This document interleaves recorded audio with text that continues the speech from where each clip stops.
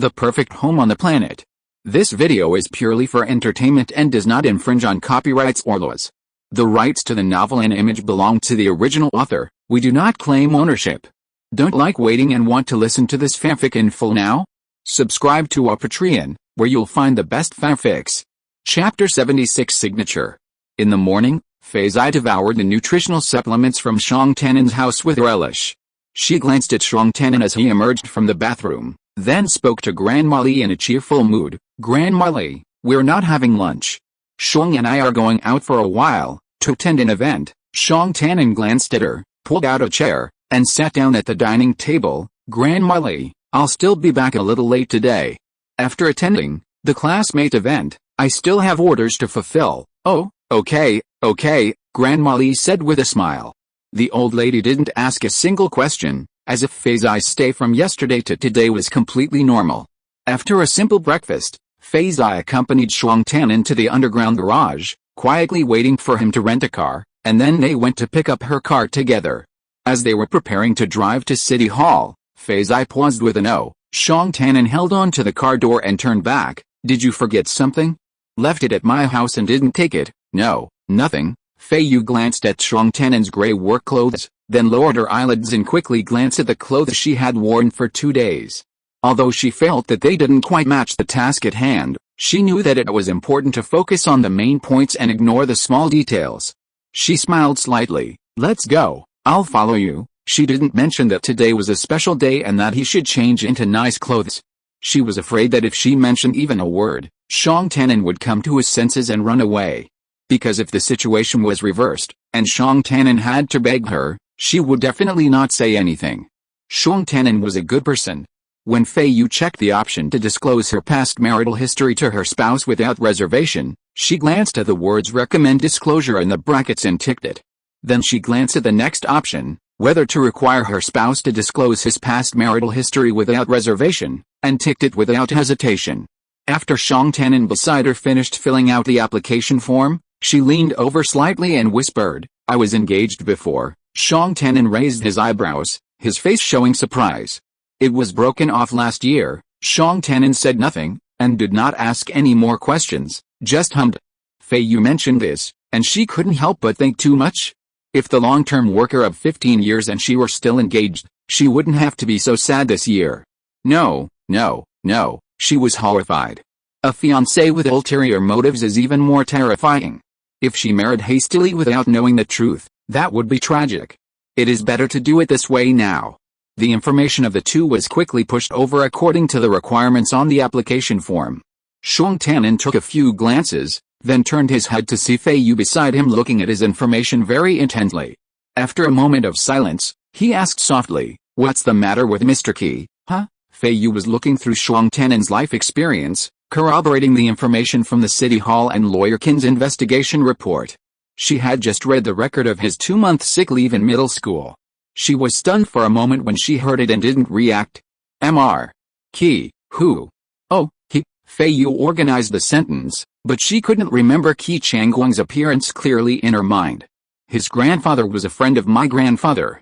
We were engaged since childhood and rarely saw each other. He asked to cancel the engagement last year, and it was cancelled." Shang Tanin nodded. "No wonder the engagement lasted for 15 years. You had a serious illness in middle school?" Since Shang Tanin had asked, Feiyu didn't hesitate, asking curiously, "I remember it was probably Mom and middle school's joint field trip month. Did your school organize a trip to Earth?" "Did you go?" "Yes, but I didn't go," Feiyu said regretfully. "I did. If you had gone, we might have been on the same space shuttle." "So, how did you graduate then?" "I postponed it a year to make up for it." "May I ask what your illness was?" Feiyu thought. They had gone through the simplest marriage procedure. What if the system strongly recommended additional inspections? That would be another matter. Shang Tanin remained silent. Seeing Feiyu staring at him, he said, "My parents died in an accident around that time." "I'm sorry." Feiyu remembered that Lawyer Qin's investigative report mentioned that his parents had died in a traffic accident, and it had indeed happened when Shang Tanin was in middle school. The report contained only a short line of words, revealing that at such a young age, he had been on sick leave for 2 months. Thinking of this, the sympathy on her face was genuine and unconcealed. "Nothing," Shang Tannen put away that trace of sadness, closed Feiyu's information interface, and asked, should we sign directly next? Probably. Feiyu tapped her fingers lightly, and after the operation, she looked up and asked, are you in a hurry?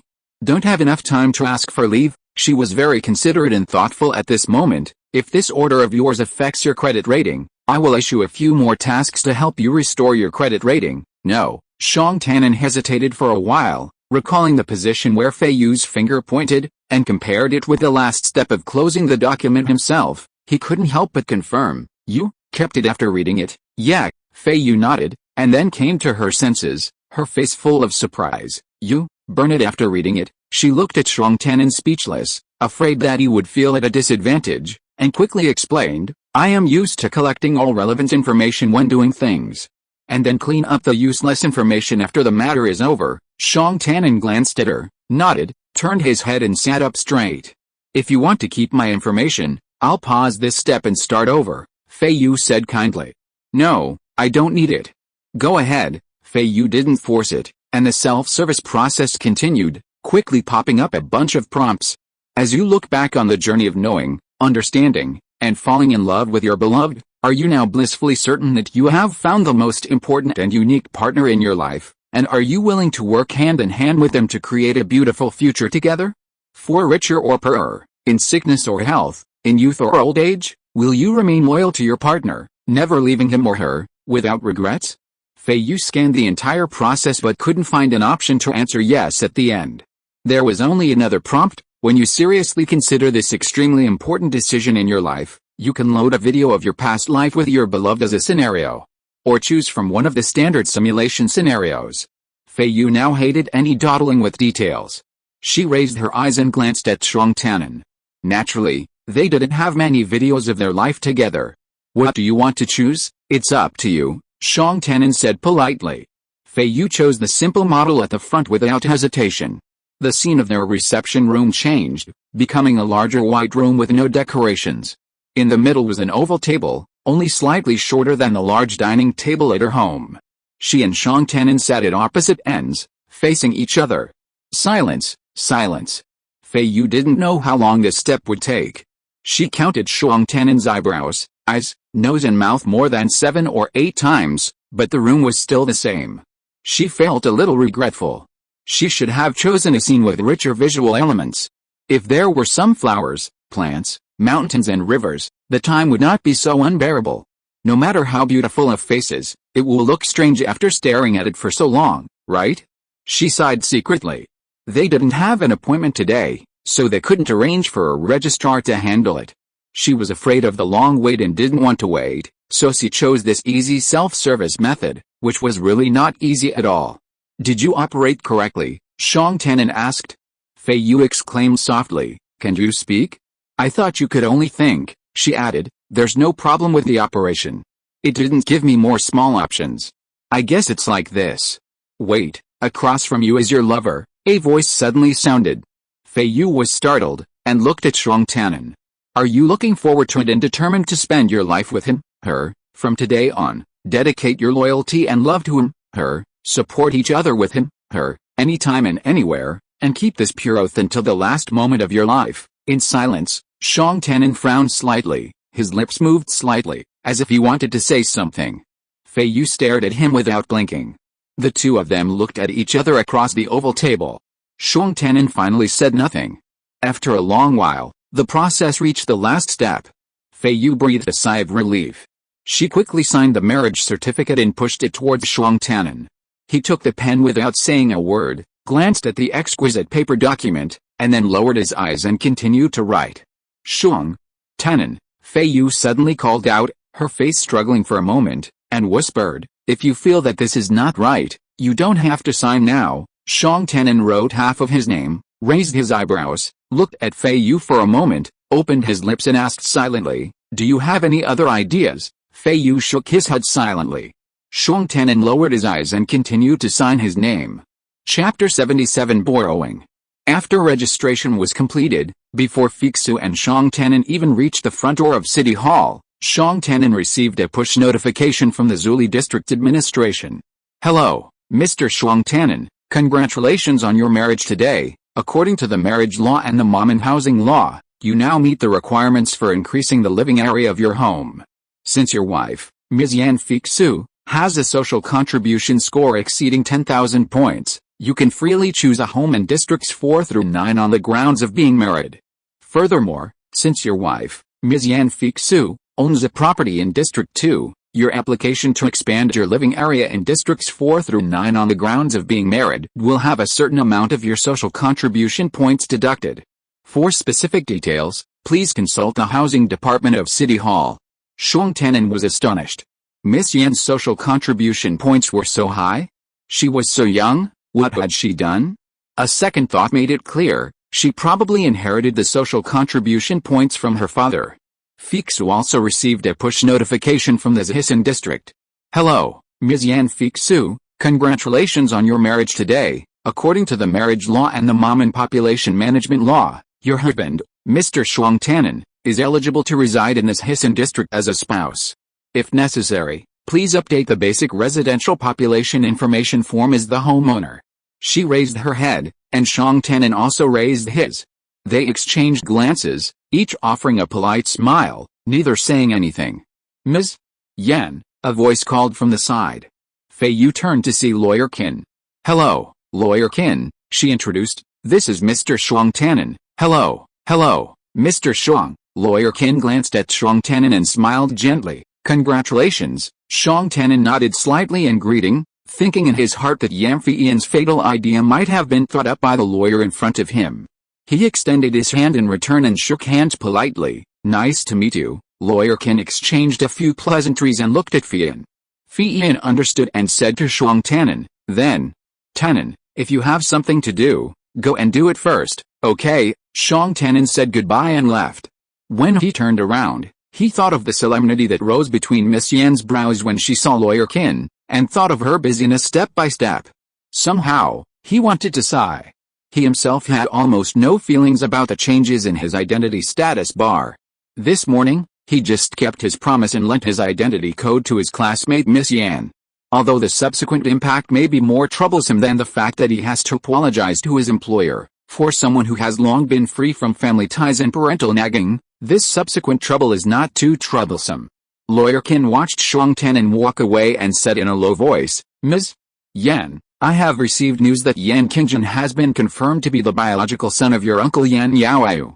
The official result will be notified to us soon. Yeah. Feiyu withdrew her gaze from Shuang Tanan's back and said calmly, Lawyer Qin, let's discuss the divorce agreement. The stars twinkled in the sky, and the leaves sticking out from the window frame blocked a few of them. There was only nightlight in the treehouse, and it was very quiet. Suddenly, a video alert sounded, startling the nightbirds outside the treehouse. Feiyu looked at the name of the contact, climbed up from the bed, and sat against the wall. Mr. Shuang, what's up? I just got home. Did you deliver today's takeout? Yes, Grandma Li worked so hard to cook for me yesterday, and you helped me a lot, but I didn't say anything to thank you. Today, I asked a random restaurant to deliver a few dishes as a token of my appreciation. But I was afraid that Grandma Li would have doubts, so I borrowed your name. Did Grandma Li eat? Yes, she did. She asked me what was going on. I guessed it was you. She said I wanted to make her happy after taking the order. Thank you, Grandma Li said it was delicious. Feiyu smiled. It was the first time she tried the effect of marriage bondage, and even ordering food was effective immediately. Shuang Tanan's name is very useful. Have you eaten yet? No. I took some nutritional supplements on the way back, so I'm not too hungry. That restaurant has a good reputation. You can try it. You won't be able to eat it tomorrow. Feiyu remembered and asked again, your order is completed. Have you been complained about? No, that's good. Feiyu instructed, there will probably be a hearing in a couple of days. I need you to accompany me. You don't have to do anything, just show up as required, okay? Shuang Tanan agreed cooperatively. He looked at the rough wooden wall behind her, then at her dim surroundings, and couldn't help but ask, where are you now? It's so dark. Tree house. There is an old vine tree in my garden, and the tree house is built on the tree. I wonder if you noticed it the last time you came here. I saw it. There is also a swing under the vine tree. Yes, Feiyu couldn't help but let out a sigh. Before climbing up the tree, she had been swinging on the swing for the entire evening. What's wrong? Shang Tanin felt that she was indescribably depressed in both her tone and expression. Feiyu was silent for a moment, then whispered, "They are my uncle's children. When this is over, they will be your relatives too." Feiyu laughed softly, bent her knees, put her arms around her shoulders, and leaned her head on her knees. Shang Tanin only saw her slightly curled long hair cascading down, revealing half of her melancholy face and the pale white dress on one shoulder. "I remember when I was a child, I was the only child in my family. I ran around everywhere, always thinking how nice it would be to have other children to play with me. My grandfather took me to visit other people's homes, and I was very envious when I saw so many children in other families. I was very silly at that time. I came back and said to my father, I don't want to be alone. I want to have brothers and sisters, male or female, preferably brothers." Feiyu propped up her chin, her eyes fixed on Shang Tanin, who was listening quietly on the projection screen. She sighed, and the corner of her mouth seemed to sneer. "Maybe I'm used to being an only child, and I can't feel the friendship of relatives towards them. People need to get along with each other. Maybe if you have a chance to get along in the future, you will understand each other better and get along more harmoniously." "You don't understand." Feiyu shook her head. Shang Tanin, leaning against the wall of his bed, listened to the half-open door as Grandma Li moved about the living room, making occasional small noises, a constant presence. He then gazed across the projection screen to see Miss Yan huddled in a dark wooden house, a stark contrast to her usual cold, aloof image. She whispered stories of her childhood, a gloomy loneliness filling the screen.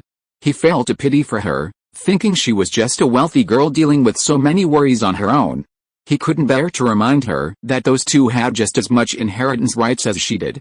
No matter how unwilling she was, she had to give it away. Shang Tanin remained silent. After a moment, he changed the subject. "Your treehouse looks great." "Really?" Feiyu was startled, then said, "I built it myself." "Really?" "No way," Shang Tanin asked in surprise. "Really?" Feiyu emphasized with a smile, her eyes lighting up with the affirmative nod. Those were her carefree childhood days. Chapter 78 The First Night of Marriage. "When I was a child, my father wanted to lure me into learning wood carving, but he didn't dare let my grandfather know because my grandfather wanted me to learn stone carving. My grandfather always called me to the yard outside his studio to play with stones. In order to comfort my father, I picked up some of his leftover wood blocks and played with him in the pile of stones. Later, I saw a tree house in a book and wanted to have one too. My grandfather said to me that if I could build a tree house by myself, he would never force me to learn stone carving, but he didn't let my father help, so I had to build it with a robot. However, the design concept was imitated by me from the pictures, and the robot was only responsible for lifting. After the first build, I let the robot go up and play for half a day before it collapsed. Later, I built it again. This is the second version. It took 2 years in total, and it was repaired and patched many times. 2 robots were broken before it was completed." That night, Feiyu talked about herself and her grandfather and father. Shang Tanin had been listening and exclaimed, "You're so capable." Feiyu's first major work, praised, perked up her spirits. She offered, "Next time you come to my house, I'll bring you up to see it. It's comfortable for 2 people to stand here." She rolled her eyes and glanced around. "It's dark here, you probably can't see clearly. I'll turn on the light." Shang Tanin saw her lean over and reach into the crack in the wall. When she turned back, the scene brightened. The walls beside and behind her were covered with horizontal beams of brown bark, with rough knots and scars.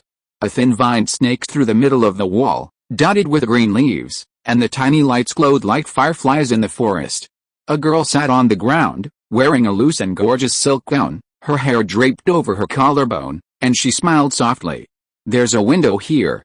Turn off the lights and you can look at the stars." She raised her hand and pointed upward, revealing a string of dark green beads on her wrist.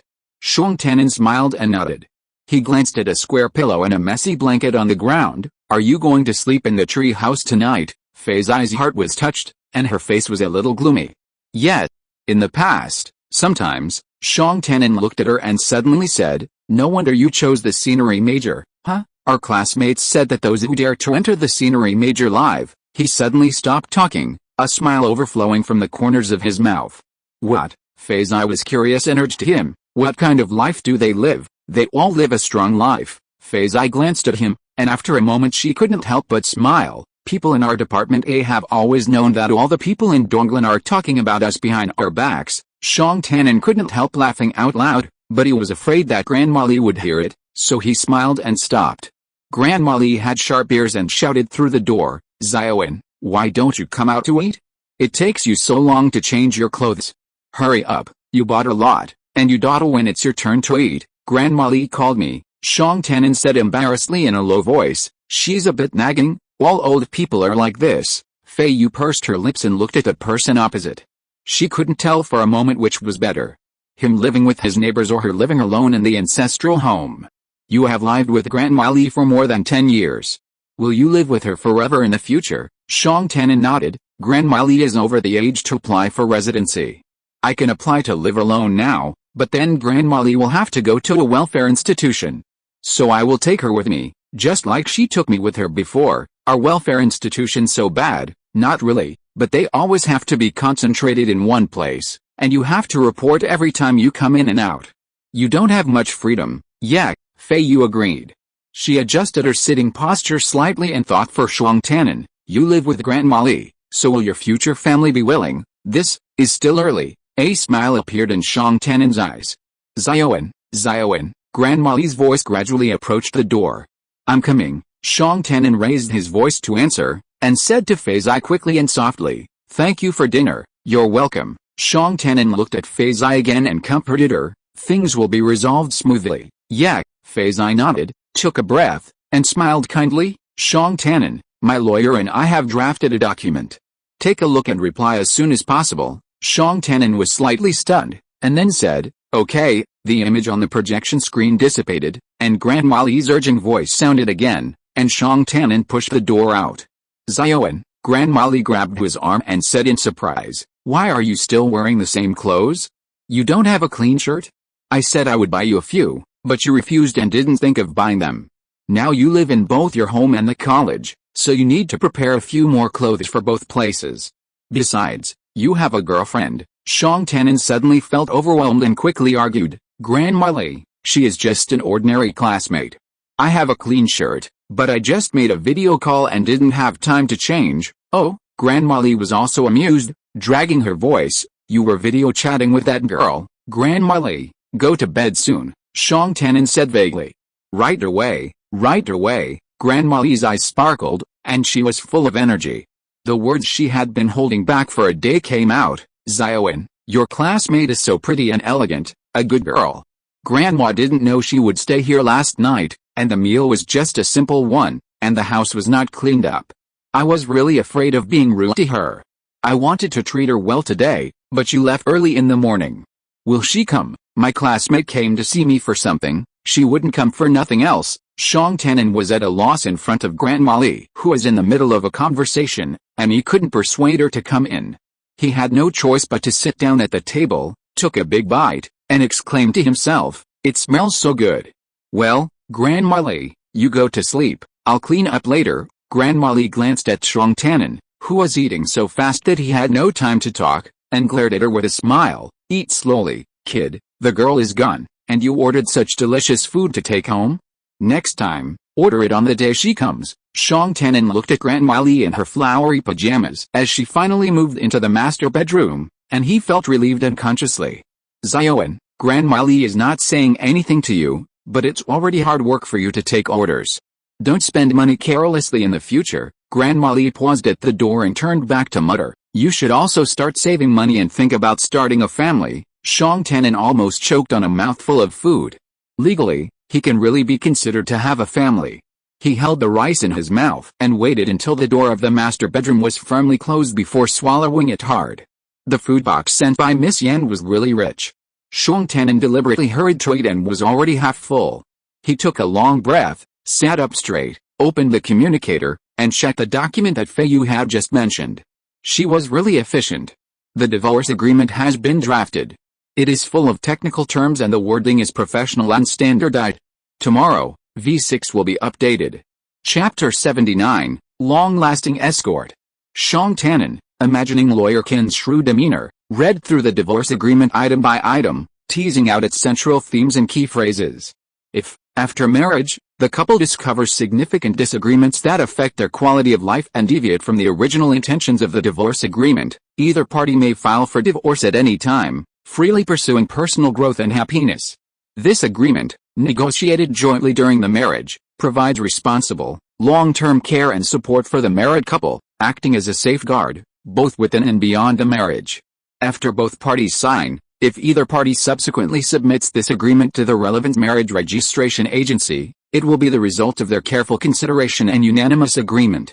Both parties solemnly declare that they agree to apply the one party's claim constitutes the joint and effective claim of both parties principal regarding divorce filing, thus paying a final and perfect tribute to their marriage. Mr. Shuang Tenon and Ms. Yan Feiyu clearly confirm this paragraph. If Ms. Yan Feiyu submits this agreement, she will retain all of the Yan family assets held in her and Mr. Shuang Tenon's names. Other joint income generated after the marriage of the two will be fully received and managed by Mr. Shuang Tenon. As a token of gratitude for the years of marriage together and as compensation to Mr. Shuang Tenon, Ms. Yan Feiyu will, without any conditions, give Mr. Shuang Tenon a single-family villa-style residence in Zhisan district, with an area not less than half of King Shuli No. 2 Manor. Or, according to Mr. Shuang Tenon's intention at the time, Ms. Yan Feiyu will give other items of equal value without any conditions. Mr. Shuang Tenon confirms that he will waive any mediation intervention and mediation time granted to citizens in divorce matters by the alliance marriage law, and will no longer have other claims for rights and obligations. If Mr. Shuang Tenon submits this agreement, Ms. Yan Feiyu will hold all the shares of the Yan family assets under her and Mr. Shuang Tenon's names, and at the same time, enjoy the mediation time granted to citizens in divorce matters by the alliance marriage law, and waive the mediation intervention of the relevant marriage acceptance agency in this divorce case. Ms. Yan Feiyu confirmed that the mediation would only take up no more than 15 days of the Maman calendar. During this time, she would make personal attempts to salvage her marriage and gradually adjust psychologically. Mr. Shuang Tenon would continue to fulfill the rights and obligations of a married couple at Ms. Yan Feiyu's request. As a token of gratitude for their years together and in return for Mr. Shuang Tenon's understanding regarding the mediation period, Ms. Yan Feiyu would voluntarily forfeit all joint profits accrued from their marriage and compensate Mr. Shuang Tenon with a single-family villa in Zhisan district, no less than half the size of King Shuli Manor No. 2. Ms. Yan Feiyu confirmed that there would be no further claims regarding rights and obligations. Shuang Tenon sat for a moment, shook his head, and subconsciously checked online the mediation period stipulated in the alliance marriage law. He found that it could take as long as a year or two. Miss Yan was even more gracious, offering a short 15-day period. He called Feiyu back on video. "I've looked at it. I have no objection to 15 days of mediation. A few more days is fine. But I said, I don't want anything from you. Ask your lawyer to change it, thank you. I thought you would have a reply tomorrow." Feiyu smiled sweetly. 15 days is enough. If 15 days is not arranged, no more days will be enough. 15 days is enough. In the treehouse, she was still the same, with her hair loose, like a delicate and lonely little girl. Shuang Tenon's voice softened. "Whatever you write, I don't want the house." Feiyu had expected this dispute and was not surprised. She elaborated in detail. "I mentioned to the lawyer that you might not want the house, and you want me to do something for you. However, it is difficult to include an event that is not clearly stated in the agreement because it will cause ambiguity in execution and will not pass the agreement review. If you insist on me doing something that is currently unknown, how about this? We add another clause. Based on your intention at the time, I will advance the operating funds of a legal and compliant project led by you without any conditions, and the amount shall not be less than King Shuli." "Did your lawyer say that?" Shuang Tenon interrupted. "We agreed on it together. The wording may not be very precise. You should think about it after listening to the whole sentence. There is still another half sentence." Feiyu's eyes were black and white, and as clear as the stars in the night sky. Shuang Tenon glanced at her and shook his head clearly. "I don't need it.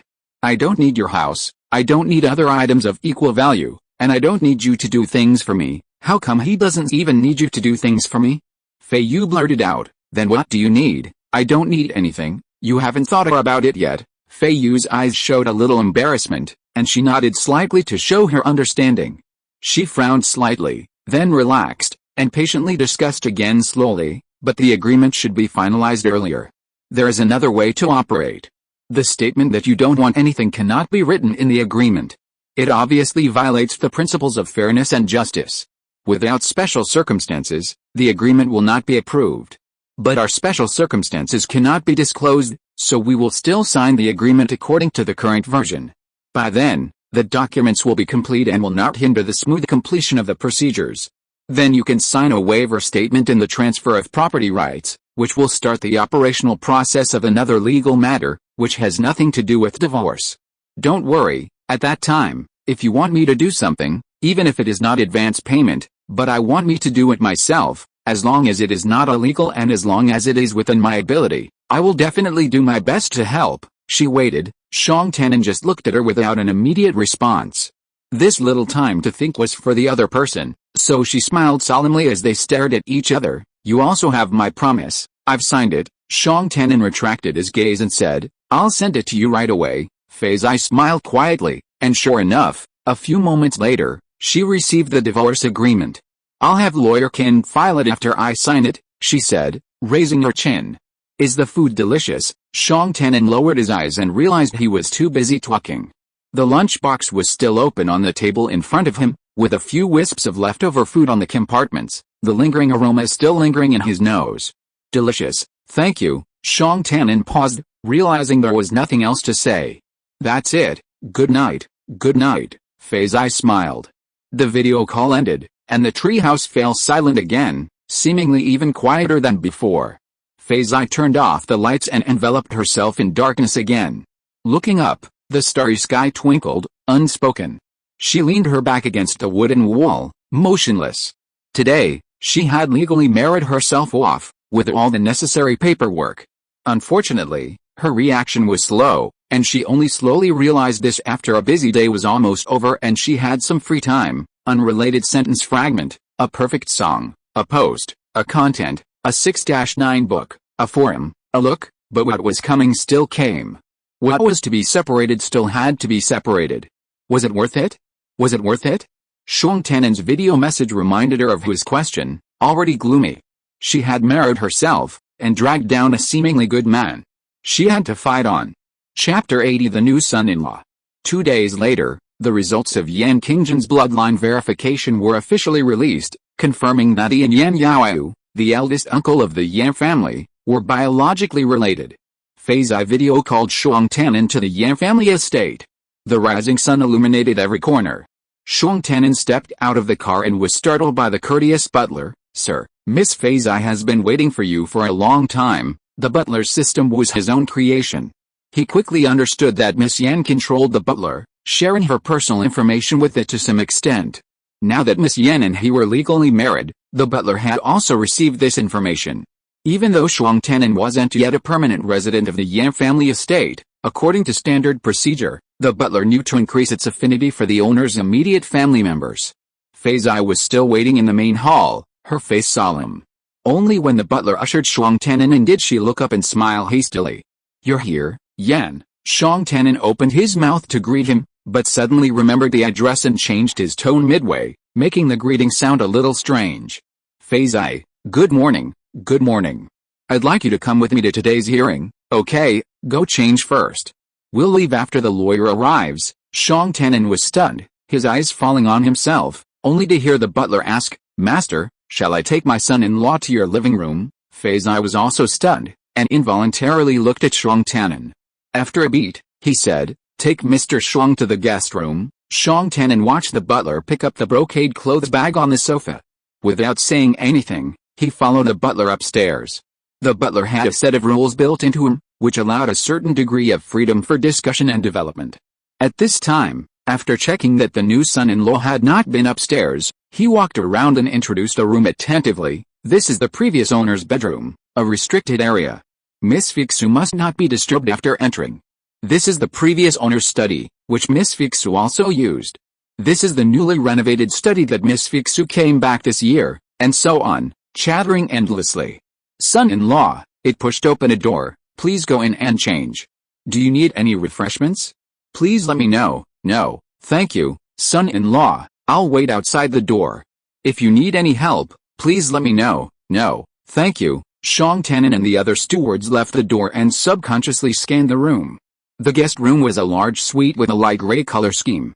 The golden sunlight slanted into the large window frame, casting a light path on the woolen carpet in the room, making the decoration look even more luxurious.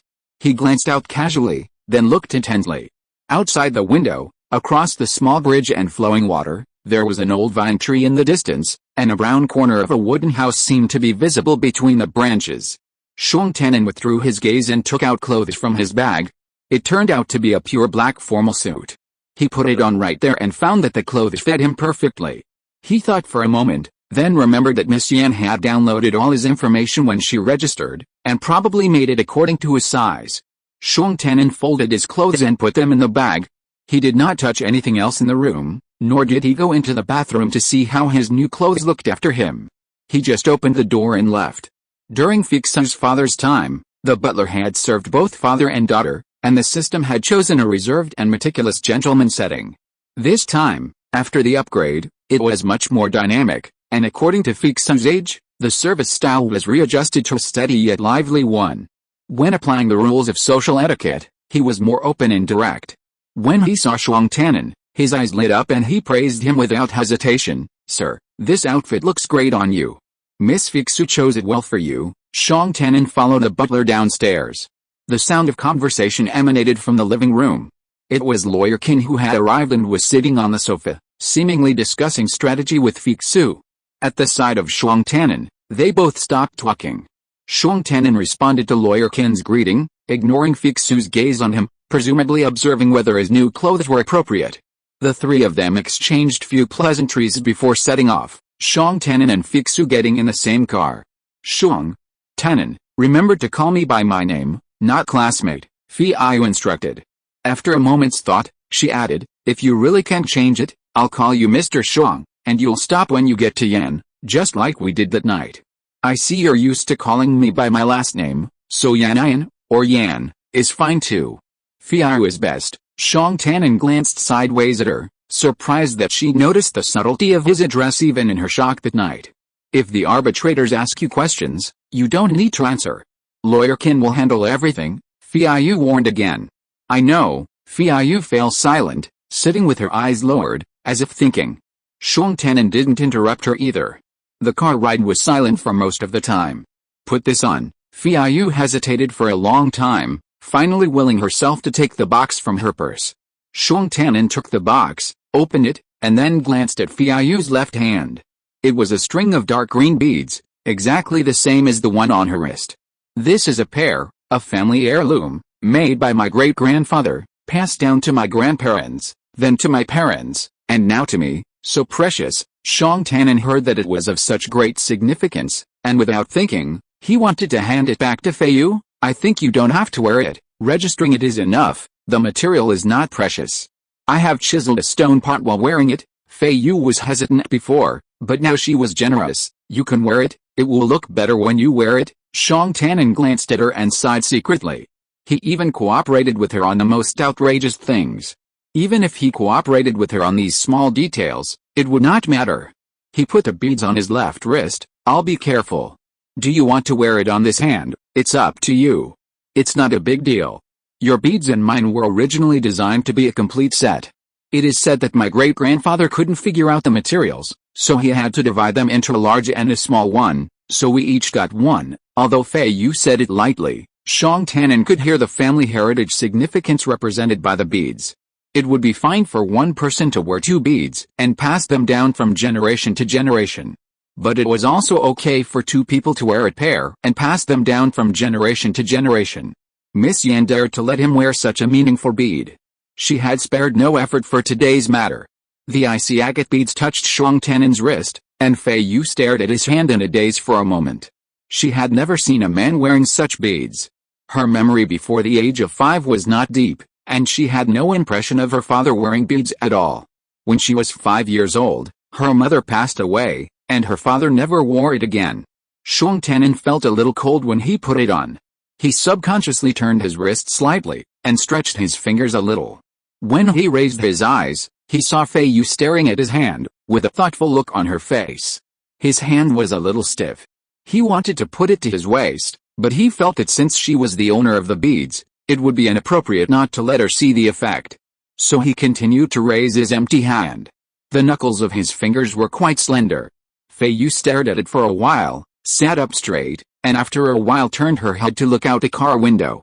She caught a glimpse of Shuang Tanan putting his hand down, and thought to herself, this big necklace seems to have gone through a lot of hardships. The real owner can never be found. It has been locked up in the dark house of the farmhand for 15 years. Now it is finally out to breathe. Shuang Tanan's hand shape complements it, and it is quite attractive. It's a pity that the person wearing it is still a fake identity. If the real owner is found in the future, this will always be a regrettable story. Chapter 81 First Hearing. After entering the conference room, Feiyu saw the man sitting in the appeal seat. He had a serious face and was wearing a gray jacket that was neither new nor old.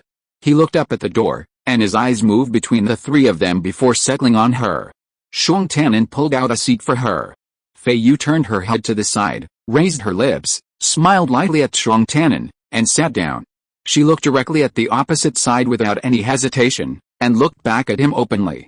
He came early and should have been sitting alone for a while, but his sitting posture was not slack at all. He was too upright and looked stiff. After looking at him, Feiyu calmly withdrew her gaze. Cousin, good morning. The voice that suddenly came out was unexpectedly mellow. Feiyu raised her eyebrows and saw Yan Qingjin opposite slightly curve his thin lips. At this moment, she no longer had a good impression of people with mellow voices. Last year, when she met Qi Changgong, she could still sort out her regrets that her nice voice was mismatched with a person of vulgar character. Today, she met another Yan Qingjin, who had a kind voice, but was an opponent who was scheming and calculating. The conference room was silent.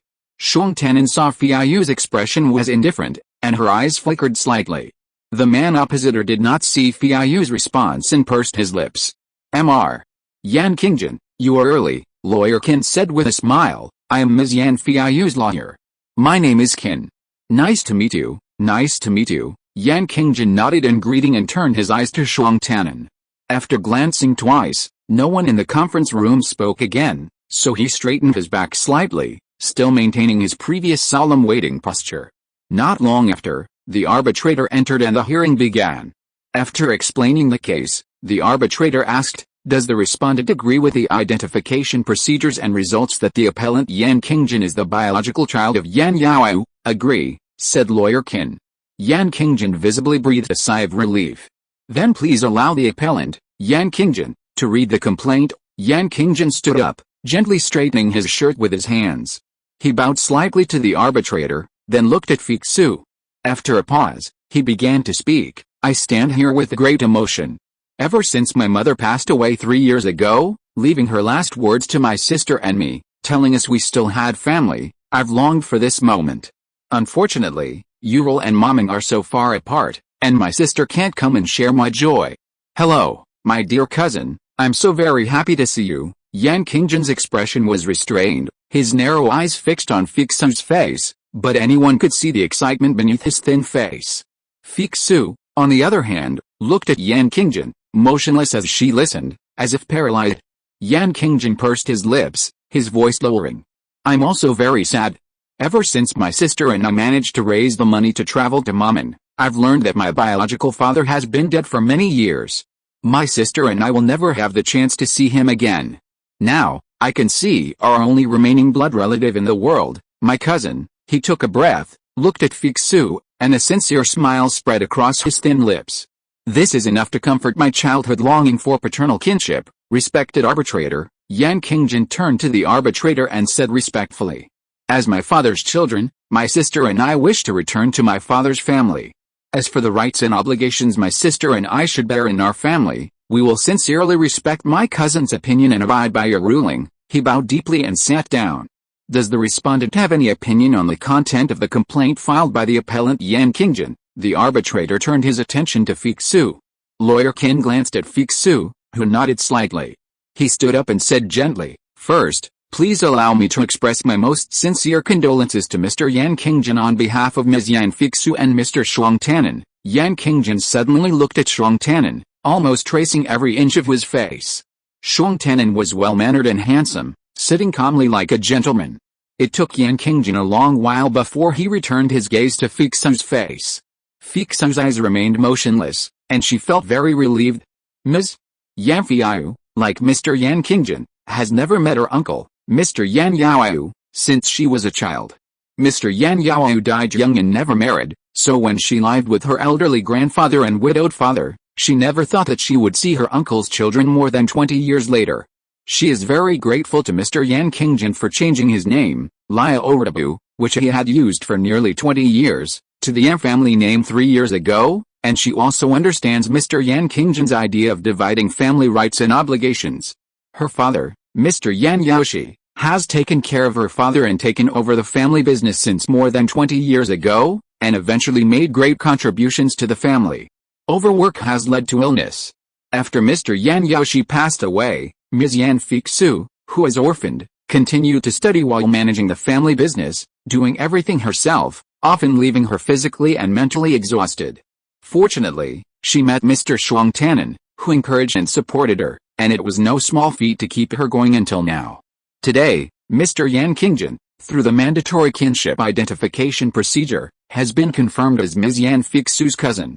She and Mr. Shuang Tannen are relieved for their uncle, Mr. Yan Yaoyu.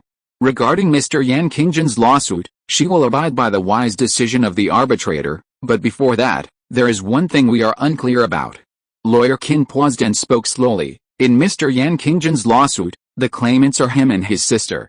Why do we only see the family bloodline identification results for Mr. Yan Qingjin? Yan Qingjin was stunned and replied, "My sister and I are twins, and we have Ural's birth certificate." According to the relevant provisions of the compulsory response procedure, the claimant must have solid factual basis. Twin siblings share the same mother, but whether one can clearly identify the biological father and the other can infer with 100% certainty that they share the same biological father is a medical issue that we, the public, cannot judge, Lawyer Qin said loudly. Therefore, we request that the claimant, Ms. Yan Qingxi, produce the formal and valid paternity test evidence between her and Mr. Yan Yaoyu. Respected arbitrator, this is indeed an oversight on my part, Yan Qingjin stood up and said, but such negligence is a helpless act for my brother and me. We lost our father at a young age, and our mother worked hard to support the family. After our mother passed away, life became even more difficult. And I interrupted my studies to let my sister go to school. The money for this trip from the Ural to Maman was saved by my sister and I for 3 years. Now that my sister's tuition is nowhere to be found, how can we afford another person's travel expenses to travel all the way to Maman for family blood relationship identification? Please be considerate, arbitrator, and also ask my cousin to understand, no mistakes in one poem, one post, one content, one book, one forum. Your Excellency, this matter involves family ties, and no one can take it lightly. Ms. Yan Feiyu cannot act on behalf of the deceased Mr. Yan Yaoyu and affirm his parentage with Ms. Yan Qingxi without formal and valid identification documents. Lawyer Qin spoke righteously, then changed the subject. Of course, we deeply sympathize with Mr. Yan Qingjin's situation. If a credible and authoritative medical expert can clarify our doubts and confirm that the biological father of one twin has been confirmed, and the other twin can therefore be 100% certain to have the same biological father, with absolutely no exceptions, we will be willing to recognize Ms. Yan Qingxi as Mr. Yan Yaoyu's daughter, the arbitrator pondered in silence. Everything has its surprises, there are many unimaginable things. Yan Qingjin looked at Feiyu and the other two, her face flushed, her lips pursed tightly. Shuang Tannen restrained his expression and glanced at Feiyu. Since entering, she had sat calmly, like a cold statue. Appellant Mr. Yan Qingjin, the arbitrator said, the concerns of respondent Ms. Yan Feiyu are not without reason. According to the procedures, the other claimant, Ms. Yan Qingxi, must undergo a valid family bloodline test before she can assert her rights. In view of the situation you described, Ms. Yan Qingxi only needs to request that the relevant credible institutions in Ural provide us with genetic and physiological information in the Alliance's standard format for comparison and identification. The hearing will continue at a later date after the new evidence is available. If you're listening to this novel on a channel other than Fanfic World, it means they downloaded and uploaded it without effort. We cordially invite you to visit our channel, Mundo Fanfic Novelis. There you'll find the original version of this story and you can explore many other novels of various genres. We're waiting for you to immerse yourself in a world of incredible novels. Chapter 82: The New Son-in-Law's Defense. On the way back from the hearing, Shuang Tannen remained silent. Lawyer Qin, Mr. Shuang and I still have to go to school, And we can't wait indefinitely for him to gather all the evidence before holding a hearing, Ms. Yan. Don't worry, the arbitration institution will not allow the other party to postpone submitting evidence indefinitely. I will ask the arbitrator to hold another hearing before you start school. After Feiyu finished her video call with lawyer Qin, there was still a turbid air in her heart. She looked down at her own manor below, and her mood became better. She tilted her head and smiled. Shang Tannen, thank you today. A few days ago, I said that I would invite you to see my treehouse if I had the chance. I will take you there when I get home. Shang Tannen looked at her and said after a while, no, I should go back. Do you have anything to do when you go back? Feiyu invited. If you don't, just have dinner at home. I have already asked the kitchen to prepare 2 servings of rice this morning. Grandma Li is waiting for me to go home for dinner. Oh, Feiyu was a little disappointed, but she understood. After getting off the car, she felt that she owed him a lot. She changed her mind and said, then I'll ask the kitchen to pack it in boxes, and you can take it back and eat with Grandma Li. Shang Tannen followed Feiyu as he walked along the quiet bluestone path. Looking up, he saw a vast lawn in front of him, as big as a community activity center, and a mansion as magnificent as a crystal palace, bathed in the warm sunshine. Thank you, but no thanks, you don't have to be so polite. It's just a few home-cooked dishes. Feiyu's steps became more brisk after returning home, her brows relaxed. The kitchen system you upgraded for me is more powerful. It's a good opportunity to show you the effect. She felt that Shang Tannen was in a bad mood overall. Thinking that he had sat in court today without saying a word as agreed, he might have been bored. Without waiting for him to refuse, she stretched her lips to reveal a friendly smile and soothed him. If you take the time to appear in court with me again before school starts, I guess everything will be fine. At that time, I'll ask the kitchen staff to prepare a more sumptuous meal and take it back for Grandma Li. Shang Tannen was silent for a moment. For some reason, he asked, why do you want his sister's identification documents? According to the procedure, it is necessary, Feiyu said as a matter of course, and looked at Shang Tannen puzzledly. He can't afford the travel expenses. Feiyu stopped in her tracks, examined Shang Tannen's facial expressions, and her face fell. He crossed most of the alliance and came to sue me, and then told me that it was my fault that he couldn't afford the travel expenses. You know very well that his sister is your uncle's child just like him, so what's the point of delaying the procedure? You think that the arbitration can be concluded today, and you can get a divorce in a few days. Feiyu understood, and her expression softened a little. She said apologetically, I remember telling you before that there will be no more than 3 hearings, depending on the progress of the case. What happened today is a prosecution and defense strategy. Lawyer Qin will control the rhythm of responding to the lawsuit and should not trouble you many more times. Shang Tannen's gaze was fixed on Feiyu's face. Listening to her explaining the strategic rhythm in an orderly manner as if she was holding a project discussion meeting.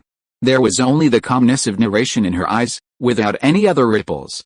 He suddenly tilted his head slightly and pointed out in a low voice, he can hardly eat.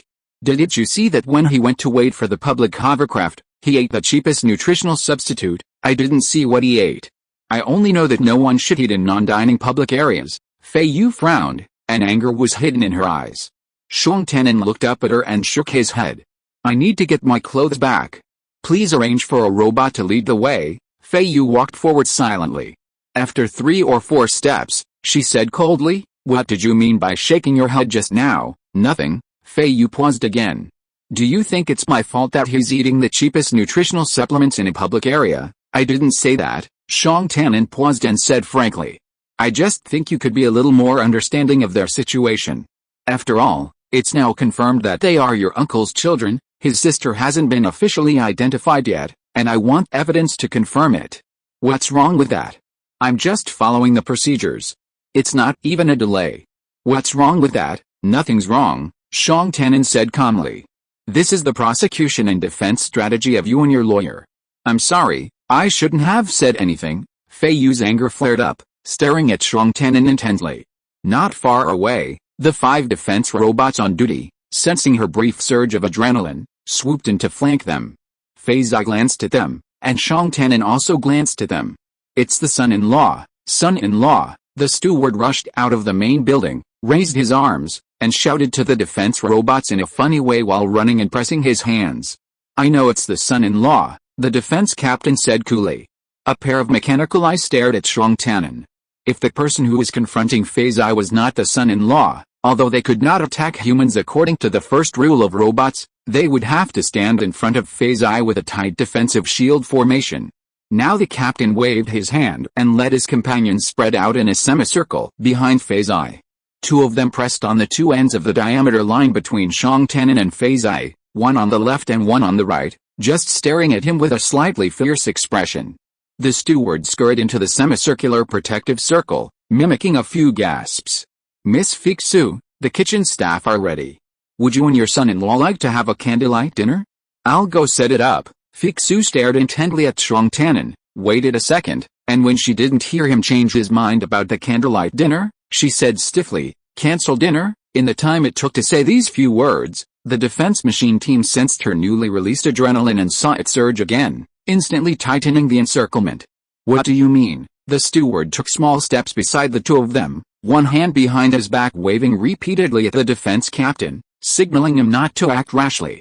"Miss Feiyu, steward, does your son-in-law need a defense guard?" "Not yet," the captain asked.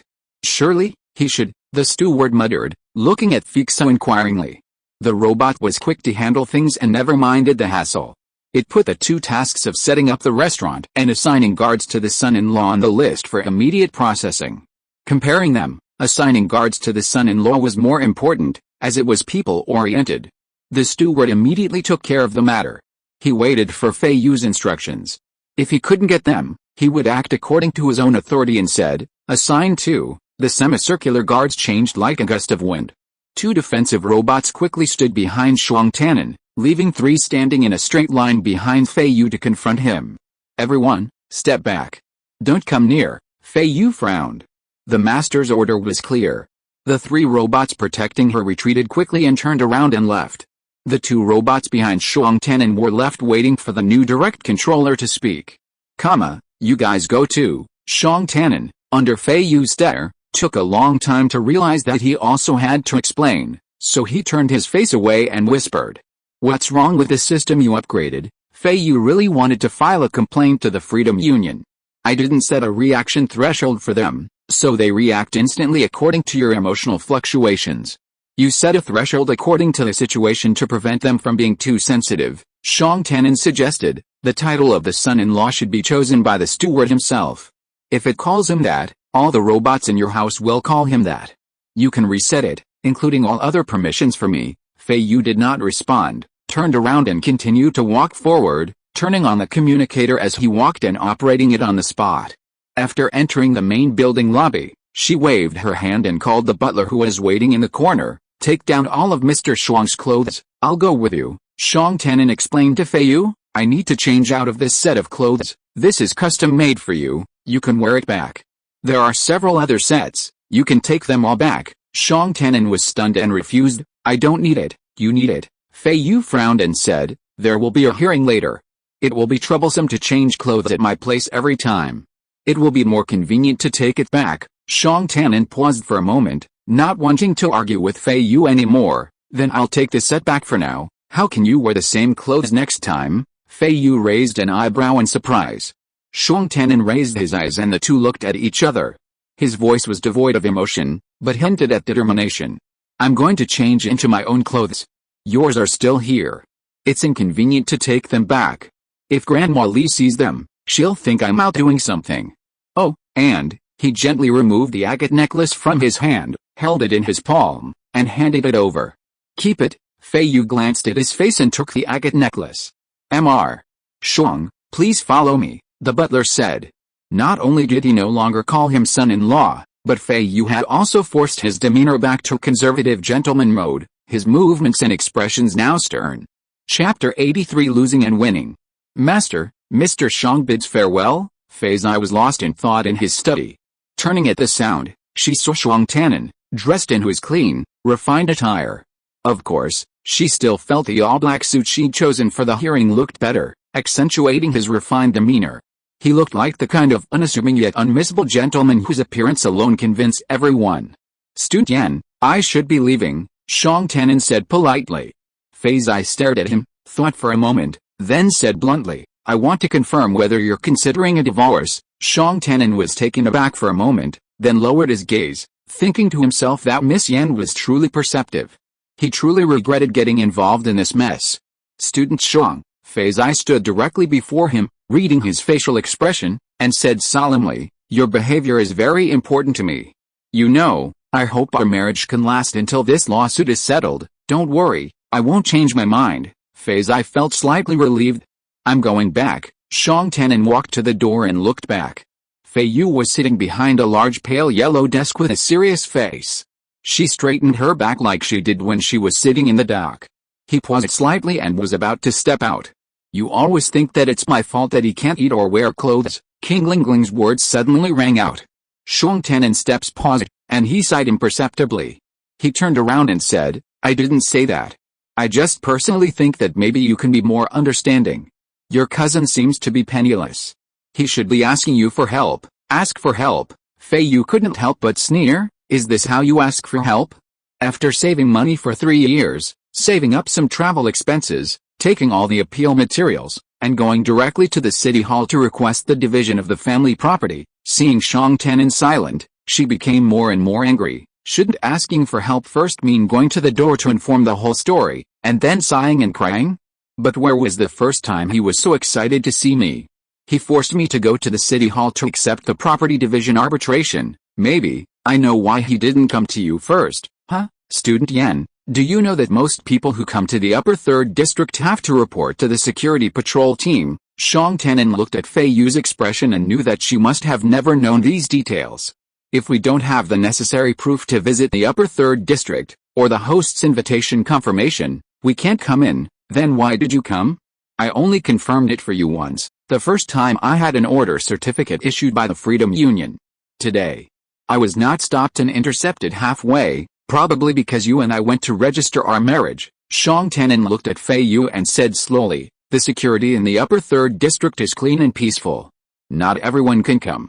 He can't come in without your invitation. I didn't even know he existed. How could I invite him? So, maybe the only way for him to see you is to go to City Hall." Shang Tian hesitated for a while, and still spoke. "Student Yan, this matter between you and him is your family affair. I shouldn't comment on it. It's just that you are making things difficult for him in terms of procedures now. You will have to solve the problem face to face in the future, which is not good for you." "I'm making things difficult for him." Feiyu's voice rose slightly. "He made a mistake, secretly preparing everything, only to overlook one. He keeps saying he's helpless. Is it my fault that his sister can't come? Is it my fault that his sister can't even pay tuition? It's their own fault. They saved money over 3 years, but where did they go with it? Not on tuition, but on travel expenses. They came to Maman to sue someone they didn't even know for the division of their estate. They arranged their own priorities, pushing tuition down the list, yet they're now claiming they can't even afford school. Who are they trying to get moral condemnation from? Anyone with a modicum of common sense knows that a division of estate lawsuit won't be concluded overnight. The documents he brought with him will last until he can successfully force me to respond. Why shouldn't I believe his cheapest nutritional supplements will last him until he can safely return to the Urals? Even if they can't, that's his own choice." Shang Tian looked at Feiyu, whose face was tense. The gauze curtains behind her swayed gently in the breeze by the window. The distant mountains were lush green, and the orange light of Ta-taking was like a wisp of smoke on the ridgeline. His eyes darted over her bright and spacious study, passing by the famous paintings and luxurious books. But his mind flashed back to her cousin, standing at the steps of City Hall with a tattered brown bag, smoking a nutritional supplement. The man looked at the three of them silently, stuffing the nutritional supplement tube into the bag as if to conceal it. That single action made Shang Tian feel indescribable. If a person pushed himself to the edge of a cliff, ready to rob someone, and said to the other person, "Hey, I'm on the cliff, I'm about to fall, why don't you give me the thing?" "It's all your fault," Feiyu sneered, staring at Shang Tian and questioning, "Do you think so? The robber should be cherished and protected, and the robbed should be prepared and offer it with both hands." Shang Tian frowned slightly, about to speak. Feiyu frowned and took a deep breath, saying, "Let me tell you what I think." She spoke word by word. "No matter who it is, if they have to fight to the death, they must have the courage to do so. Win or lose, they will bear the consequences themselves. What I hate most in my life is people who cry and trample on others to gain sympathy. I don't like him because you stepped on me. What you said may be true, Shang Tanin said in a low voice. Feiyu waited for a moment, raised her chin and said, if you have nothing else to say, I will assume that we have the same views and you will not object to my response strategy. Shang Tanin looked at her cold and arrogant look and smiled bitterly. Student Yan, you don't need to pursue the same views as you, and I will not have any objections to your response strategy. You have absolute autonomy to handle family affairs. Please don't mind my previous rudeness. No mistake in the poem, the content, the book, the forum. Feiyu thought that she had appeased this helper who had the potential risk of betrayal. I'll take you home, she returned to her original tone, which was cold but a little gentle. Shang Tanin was startled, and then he understood. Miss Yan's argument probably came to an end. No, I drove here, he declined. I know you drove here. Feiyu took the initiative to walk to the door and opened it for Shang Tanin. Didn't you say that you have to report in advance when you go to the upper 3 districts? Will you be checked on the way back? I will accompany you out of Zisan district. No, the management will be strict only when you come in. You don't have to take me home. Feiyu still took me to where Shang Tanin parked, with considerate etiquette. Shang Tanin saw her standing alone at the edge of the large lawn from the car window. In the distance, there were several robots walking outside the house. Dusk began to cover this large manor, and he wanted to sigh deeply. Chapter 84 Rights of Outsiders. Lawyer Qin arranged a second hearing for Feiyu and Shang Tanin before school started. His sister's identification documents haven't arrived yet, Feiyu said, standing at the doorway to the guest room. Oh, today's hearing won't be long. Okay, when are you planning on returning to Donglin? I'll book the tickets with you, don't worry. After the hearing, I have some chores to attend to, and I can't decide on a departure time for Donglin. You can make your own arrangements, okay? Are you free to stay for dinner? I'd better go home and have dinner with Grandmolly. I won't be home for many days, okay? Feiyu thought, the more debts you have, the less worries you have. She owed Shang Tanin a big favor, and small favors like buying tickets and meals wouldn't repay it. Since Shang Tanin had other plans, she would skip these small matters and give him a substantial reward after the matter was settled. Then change your clothes. I'll meet you downstairs. After Feiyu left, Shang Tanin picked up the bag of clothes from the sofa and opened it. The new clothes were still a pure black formal suit, different in fabric from the previous one, but the style was not much different. He also noticed a familiar square box, and as expected, inside it was a string of green agates lying quietly. Clothes and agates, these were the standard equipment for him to play her husband.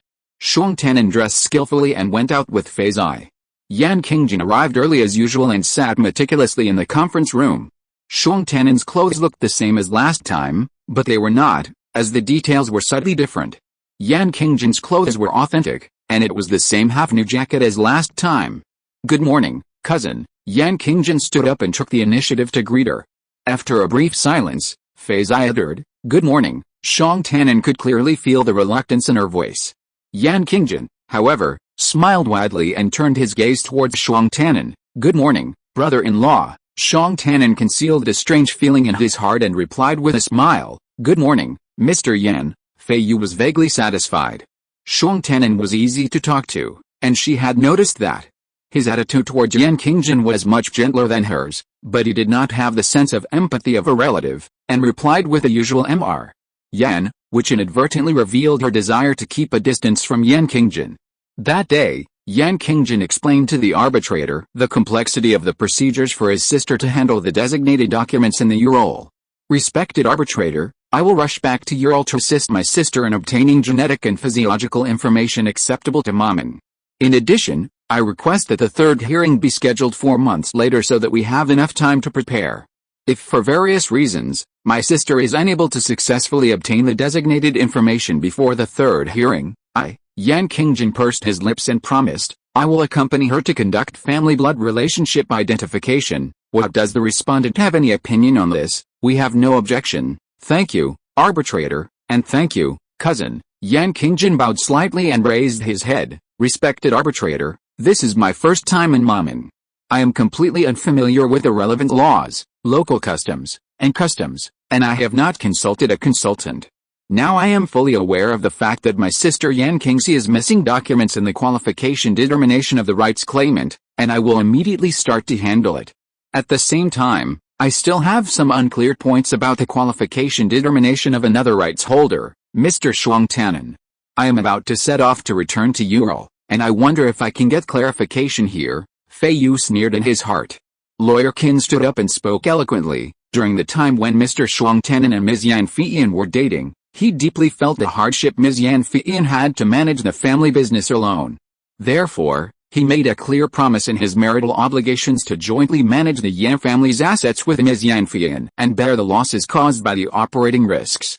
This responsibility agreement between him and Ms. Yan Feiyan is legal and valid. According to the marriage law and the inheritance law, Mr. Shuang Tannen is eligible to participate in the distribution of the Yan family's assets. If so, does that mean that if the spouses of all the descendants of the Yan family make the same promise in their marital obligations, they can participate in the distribution of the Yan family's assets as rights holders? Yan Qingjin asked. As long as this promise is legal and valid, it is indeed the case. Feiyan looked over. After hearing this answer, Yan Qingjin looked at him with a look of disbelief and thought, and she sneered in her heart. The so-called legal and valid means that the agreement of one spouse to participate in the other spouse's family assets and risk management must be formally agreed upon by other members of the other spouse's family. When Mr. Shuang Tannen and Ms. Yan Feiyan registered their marriage, Ms. Yan Feiyan's family clearly stated that the only rights holder was Ms. Yan Feiyan. Therefore, the agreement between her and Mr. Shuang Tannen on marital responsibilities is legal and valid. Yan Qingjin turned to Feiyan, then looked at Shuang Tannen, and smiled. Cousin, I haven't congratulated you and your husband yet. When I first arrived in Maman, I only knew about you. I didn't expect that you got married these days. Although I have come a long way and don't have any expensive gifts, if you invite me, I will definitely come to congratulate you. Feiyu had been stern and silent throughout the two hearings, but suddenly she said in a crisp voice, the hearing time is precious, so let's postpone the private chats. Mr. Shang and I have been in love for many years, but he didn't know that I had relatives in the Ural. If he knew, we could have changed the wedding date to have a lively time together, which would have added to the joy. It's a pity that you hadn't passed the family bloodline verification at that time, and your identity was unknown, so it was inconvenient to invite you. Mr. Shang and I deeply regret this. No mistake in one song, one post, one content, one book, one forum. Lawyer Qin coughed twice. Let's go back to Mr. Yan's previous question. When the descendants of the Yan family get married in the future, they will agree with their spouses to jointly participate in the management of the Yan family industry and bear the risks. As long as they obtain the formal consent of the current rights holders, Ms. Yan Feiyu and Mr. Shuang Tannen, the marriage responsibility agreement will be legal and valid. Their spouses and the descendants of the Yan family can also serve as rights holders and enjoy the qualifications to participate in the distribution of the Yan family assets. Otherwise, the marriage responsibility agreement will be deemed invalid. Only the descendants of the Yan family can become rights holders, and their spouses can only divide the assets of the descendants of the Yan family in accordance with the marriage law. Yan Qingjin looked at Shuang Tannen, and after a while asked, Respected arbitrator, as far as I know, the wedding date of Mr. Shang and my cousin happened to be when I applied for family blood relationship recognition. At that time, I had submitted my mother's handwritten testimony of my identity. Can I be regarded as a potential rights holder? I was not informed of the marriage responsibility agreement between Mr. Shang and my cousin. Can it be regarded as legal and valid? If family blood ties haven't been confirmed, then they aren't the right holders. The marriage obligations agreement between Ms. Yan Feiyu and Mr. Shuang Tannen doesn't need to be notified to anyone else, Lawyer Qin said flatly. Your Excellency, even if there are other right holders, Mr. Shuang Tannen's right holder status doesn't require their formal consent. Because, as Ms. Yan Feiyu's husband, Mr. Shuang Tannen was directly identified as the right holder in the will of Mr. Yan Qibin, the owner of the Yan family's assets. Shuang Tannen was stunned, his expression unremarkable. Yan Qingjin, standing across from him, looked at him with even more piercing eyes. Feiyu was deeply grateful for the old man's love and regard for his 15-year long-term worker. Back then, the old man saw that she was the only child in the family, with a cold personality and no sign of being good at making money and saving it. He was afraid that if the family lineage was passed down to her, her generation would be left with nothing to eat or drink. He also greatly liked this marriage with his old friend's family, So he wrote a will stating that Fixu's husband after marriage could work with Fixu in managing the Yan family assets. His original intention was to tie Qi Changgong to the risks and losses, so that this future grandson-in-law, who seemed very capable, would help Fixu take care of the family business when he grew up. Of course, the old man's wording was appropriate. Qi Changgong and Fixu were both young, and their marriage was only a promise, not a formality. Therefore, he did not specifically ask the Qi family's grandson to work for his Yan family, but only gave Fixu's husband a general task. This suicide note, placed in Feiyu's hands, now refers to her husband as Shuang Tannen. Therefore, Shuang Tannen can not only run the business with Feiyu, but as the right holder, if Yan Qingjin and his sister marry in the future and want to include their spouses in the division of the family property, they will have to include Feiyu and him, a stranger. With the documentary evidence presented, there is no room for dispute. Chapter 85. A beautiful couple. Your Excellency, I have one last, unwelcome request, Yan Qingjin said, looking up in her rich voice.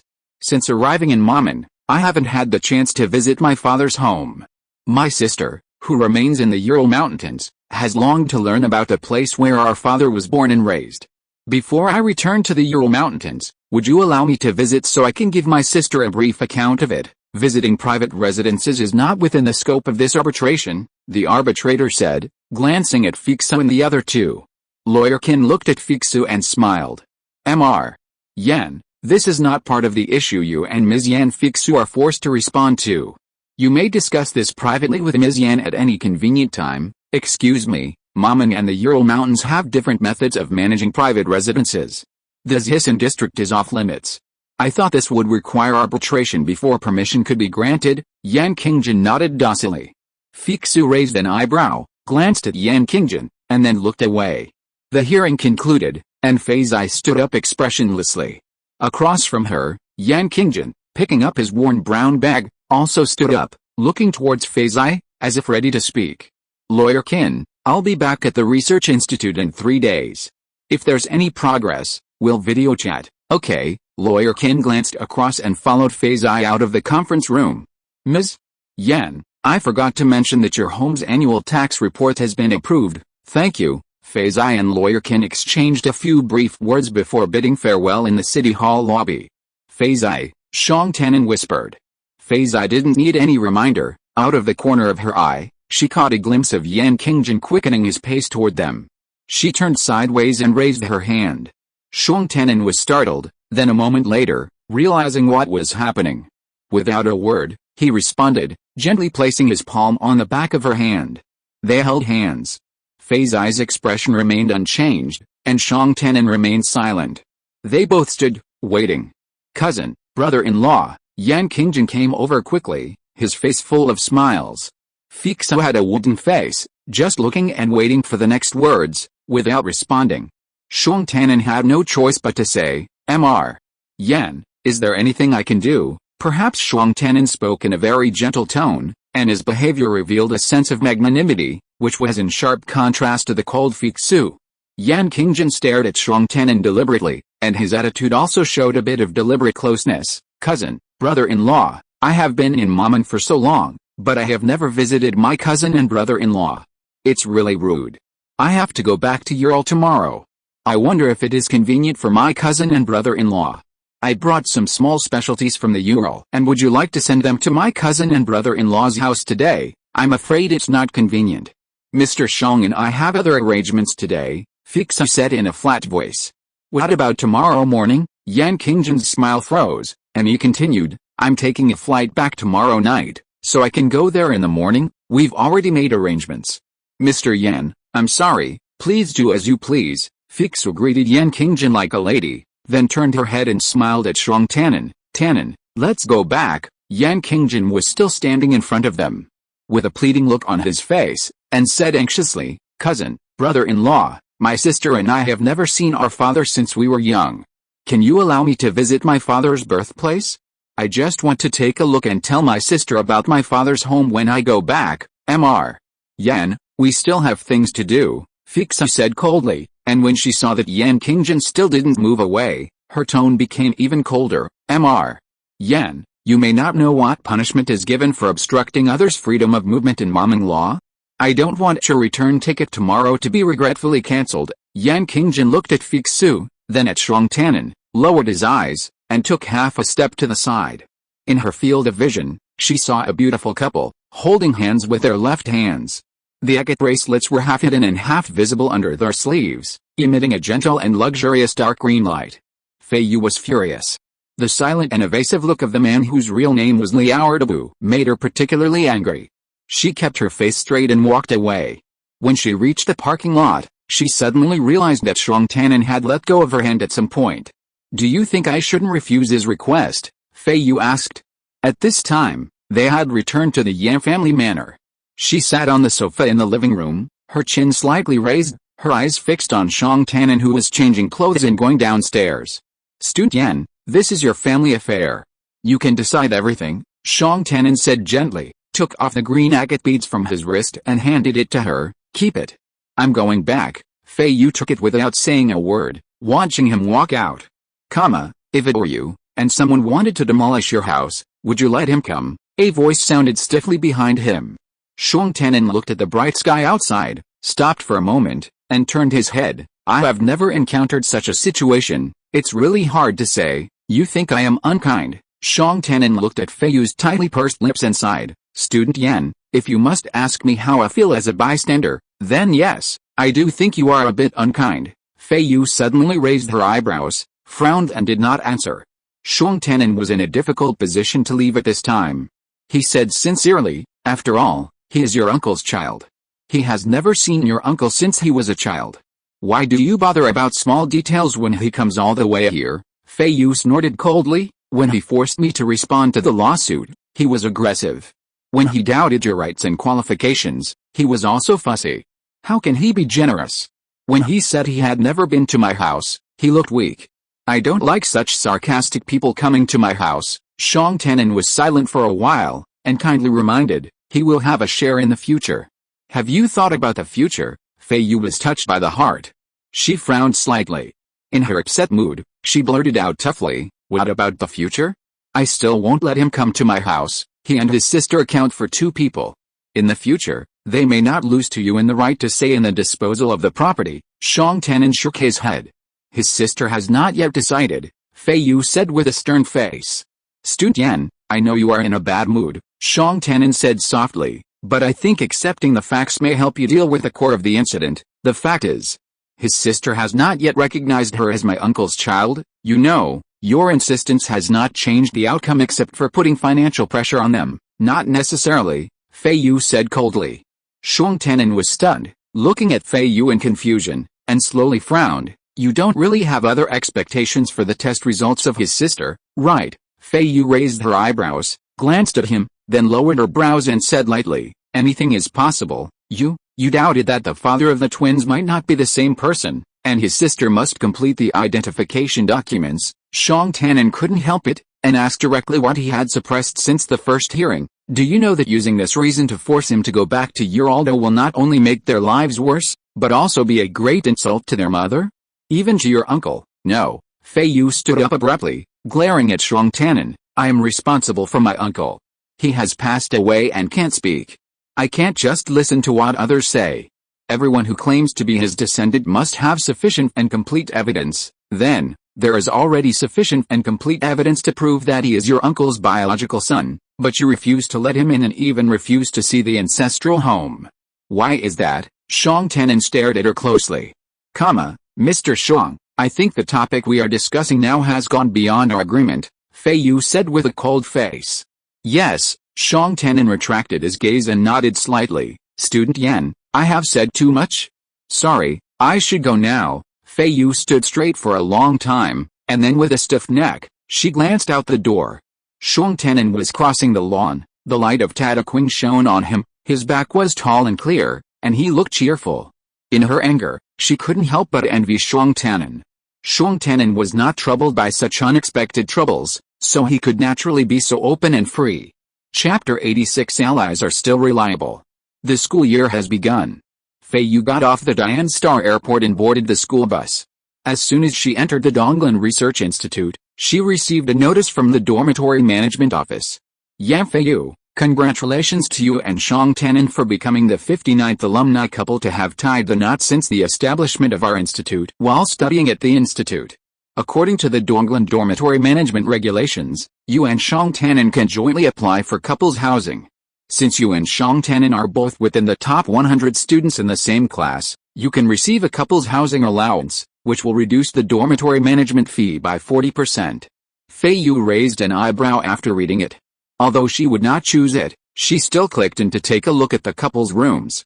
Those buildings were all exquisite small buildings, located on the edge of the West Dormitory District, all of which were beautiful places with beautiful mountains, clear waters and quiet people. Feiyu closed the notification with regret. To be honest, she was surprised that Xiong Tannen could also squeeze into the top 100 students in the comprehensive ranking.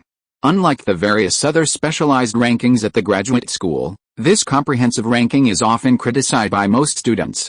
This is because it includes a metric, human originality, that guarantees only the top students in the A class can achieve high scores. Coupled with a heavily weighted metric of diligence, students in Section A, once they submit their repeatedly failed simulation experiments, only they themselves will know the pain of the other sections working day and night on their projects. It's safe to say that Section A students account for almost 30% of the honorable 100 list each year, and only a small number of them because Section A has such a small population. The competition for the remaining spots on this list among the other 9 sections is imaginable. Feiyu assumed that Xiong Tannen would also be a top student in Section GUI. She wasn't very well connected, and knew very little about other sections beyond necessary academic discussions. Jimingda, her classmate, had become a close friend to everyone in Section GUI after working on a joint project with a different department last year, and had already thoroughly understood the other classes. Feiyu had only known Xiong Tannen from GUI department and the 3 boys across the street, so how could she possibly know their academic rankings? Arriving at her dorm, she caught sight of the building across the river and glanced twice. Xiong Tannen was close to them, seemingly visiting several times a year.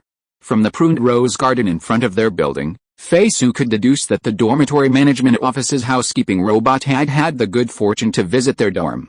The silence on the other side of the river led Feiyu to surmise that their regular back-to-school meeting had already taken place.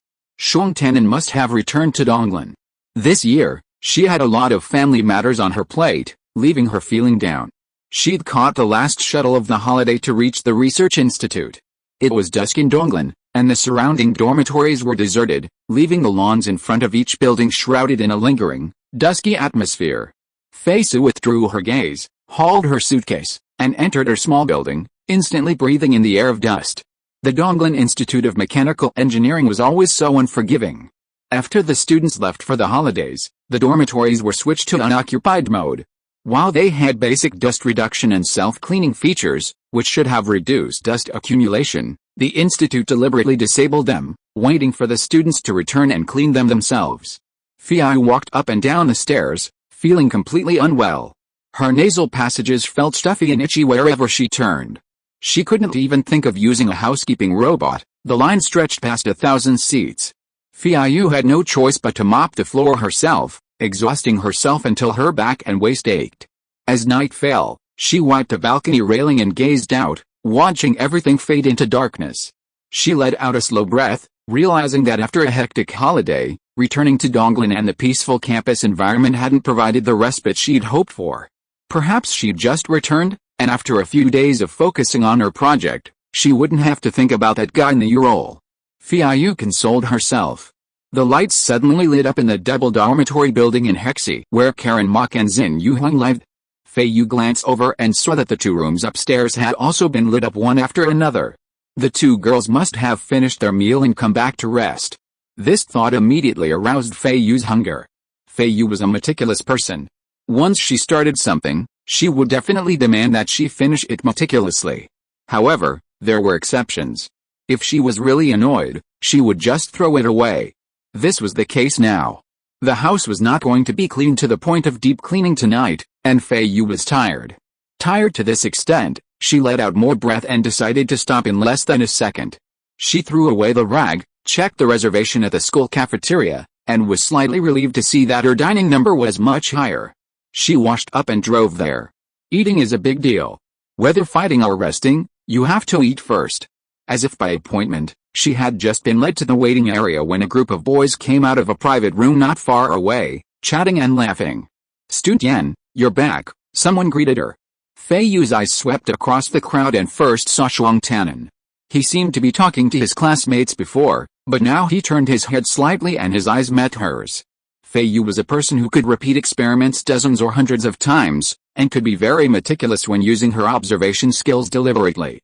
Now she noticed that before Shuang Tannen gave her a polite smile like an ordinary classmate, his facial expression was blank for a moment, probably because he didn't know how to maintain a natural demeanor among so many classmates.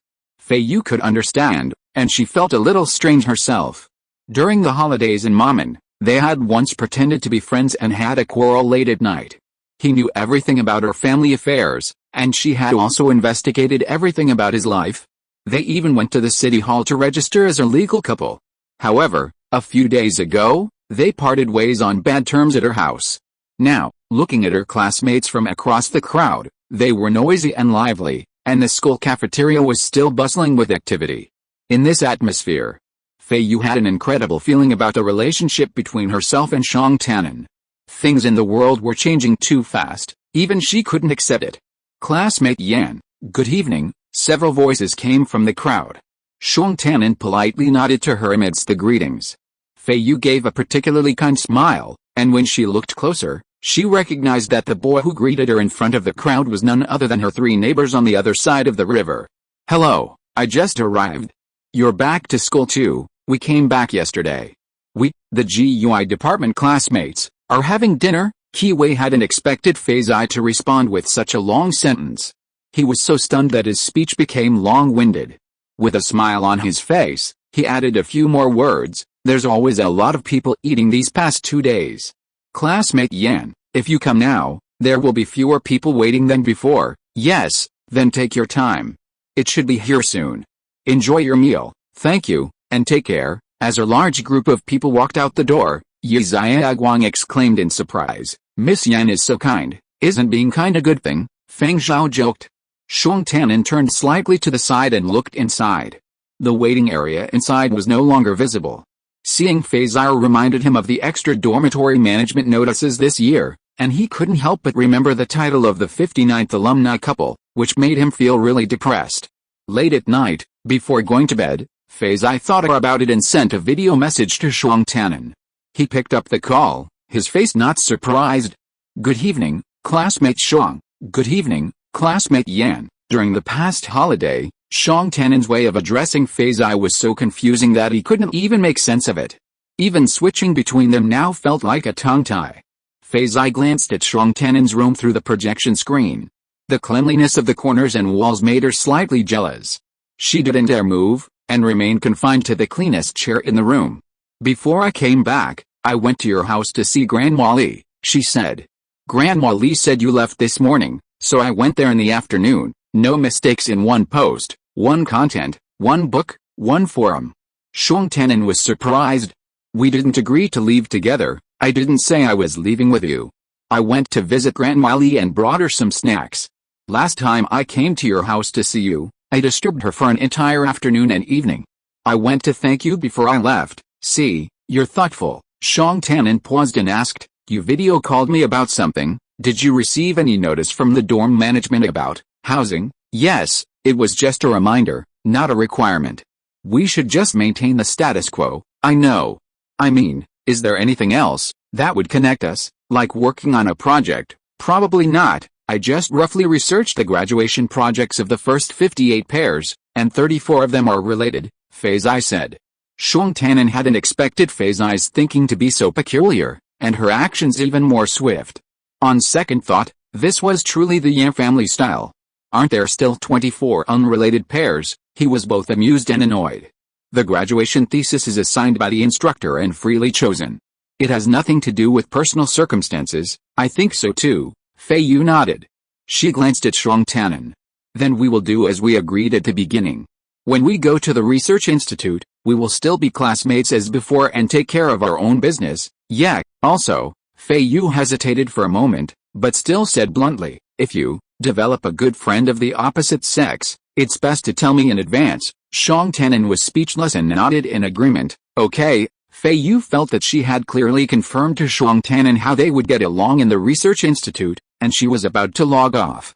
"Classmate Yan," Shuang Tanan called out, and after a moment's hesitation, he suggested, "It might be better if we keep some distance from each other's social circles.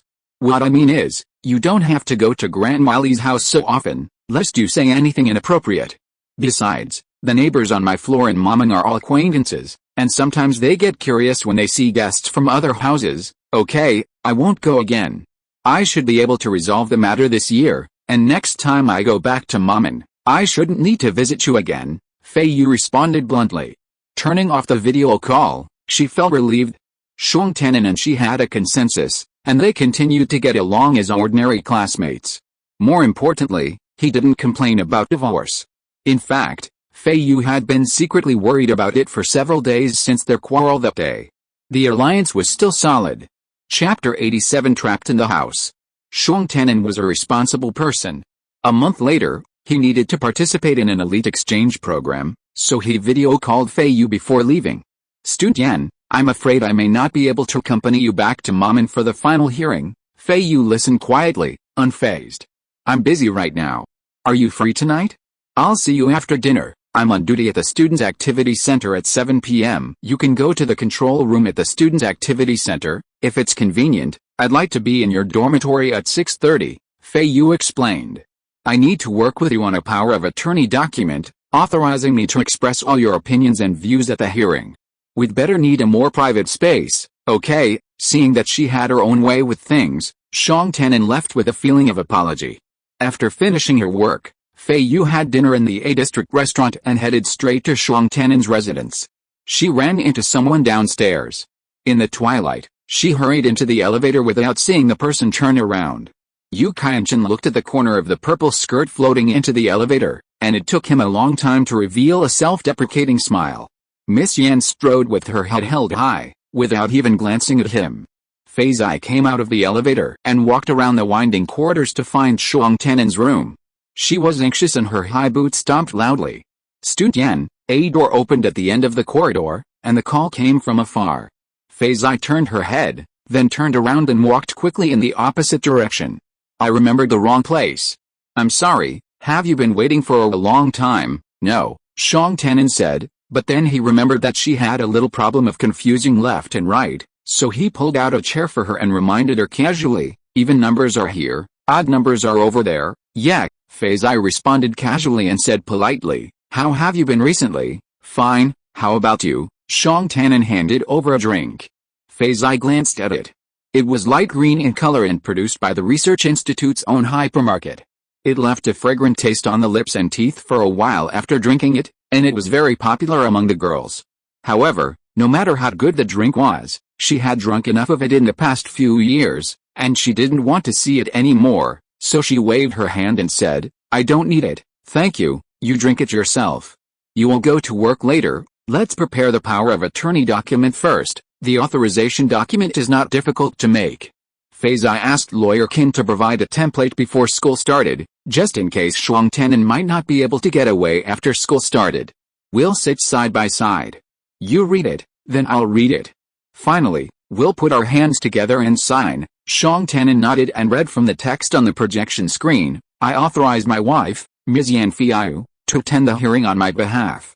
All her claims are my claims," Feiyu continued clearly. "I will also attend the hearing on behalf of my husband, Mr. Shuang Tanan, and state all his claims completely and accurately." The two sat shoulder to shoulder, both looking solemnly at the projection screen. After reading, they turned slightly, each holding out a palm, palm to palm, and exchanged a quick glance. The words "my wife" and "my husband" seemed to have not yet dissipated in the air. The two of them felt indescribably strange, looking at each other so closely. Almost at the same time, they both withdrew their palms and, following the final step specified in the authorization document, raised their hands to their faces, completely exposing the lines on their palms. "Okay," Feiyu put down her hand with a sense of relief. Without looking at Shuang Tanan, she stared at the projection screen. "I'll check it again." Shuang Tanan stood up and put his chair back to the other side of the table. "Tanan, are you there?" The communication screen on the doorframe suddenly lit up. The two of them were stunned across the table. Shuang Tanan turned his head to look at the communication screen, only to see Yu Qianjun standing outside the door with his hands in the side pockets of his jacket, smiling. Your classmate. Feiyu subconsciously thought that she was doing something secret, and asked Shuang Tanan in shock, her voice almost silent. Yu Qianjun. Shuang Tanan was also infected by Feiyu, and forgot that the sound insulation inside and outside the dormitory was pretty good, and he actually answered in a low voice. Who? Tanan, are you there? Have you gone to the activity center? On the communication screen, Yu Qianjun raised one arm and scratched his head, looking annoyed. Shuang Tanan frowned. One look at Feiyu's expression and he knew that she had no impression of Yu Qianjun at all. He shook his head casually, gave up explaining, and asked with gestures, is the authorization ready? Yes, then you, go out now, or, Shuang Tanan glanced around, pointed to his bedroom helplessly, and asked, go in and wait. What could Feiyu choose? Her first reaction was of course to avoid it first. She frowned deeply, and without saying a word, she walked into Shuang Tanan's room. Each student dormitory in the East Dormitory District is equipped with 2 chairs as standard, originally one in the inner bedroom and one in the outer living room. Authorization documents require sitting side by side. Shuang Tanan put the chairs in the outer room. Now that Feiyu came in, she had to stand in the middle of the floor. Shuang Tanan had no time to be polite. He pulled the door and was about to lock it in Feiyu's face, but then pushed it open again. He hurriedly picked up his coat from the bed and quickly said, I'll be going to the activity center soon. You can go by yourself and just close the door. We can video chat at night if there's anything. This felt terrible. Feiyu had never been so sneaky in her life. She stared at the closed door with anger, and heard Shuang Tanan outside saying with a smile, Qianjun, why are you here? What's the matter? Nothing. There is a small structural problem in the exchange project, and I need to ask Department B for advice. I just went to Fangayu's place and came to see you. The voice at the door was laughing, deep and loud, as if stepping in, and joked, I called you for a long time but you didn't answer. I thought you were not here. Yes, Shuang Tanan's voice was steady, polite and enthusiastic. Qianjun, come and sit down. Would you like something to drink? I was just about to go out and was looking for clothes just now, so I didn't notice. Wow, you drank this 7 Immortals juice? When did you plan to nourish yourself? I'm busy with projects every day. How can I have time to nourish myself? Shuang Tanan was amused. I just picked it up when I was shopping. I'll go pour you a glass. Hey, don't be busy, Yu Qianjun said loudly. It's okay. There was complete silence outside for a few moments. Shuang Tanan probably went to the kitchen to pour drinks, and Yu Qianjun sat in the living room waiting. Feiyu was in the inner room, holding her breath, not daring to move her hands or feet. Qianjun, you are so lucky this time.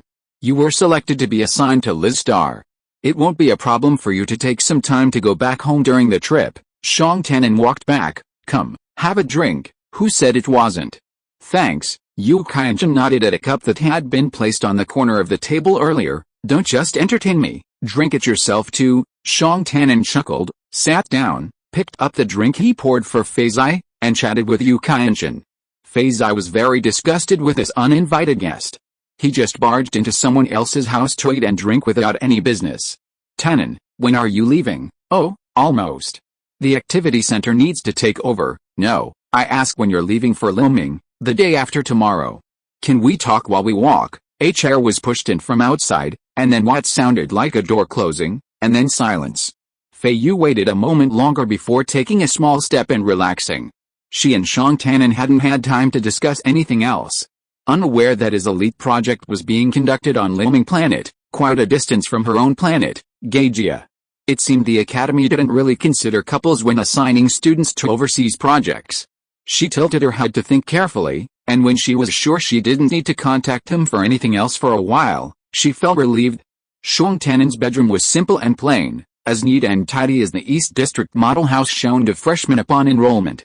Feiyu glanced around, then withdrew her gaze, patiently staying inside, waiting for more time to pass.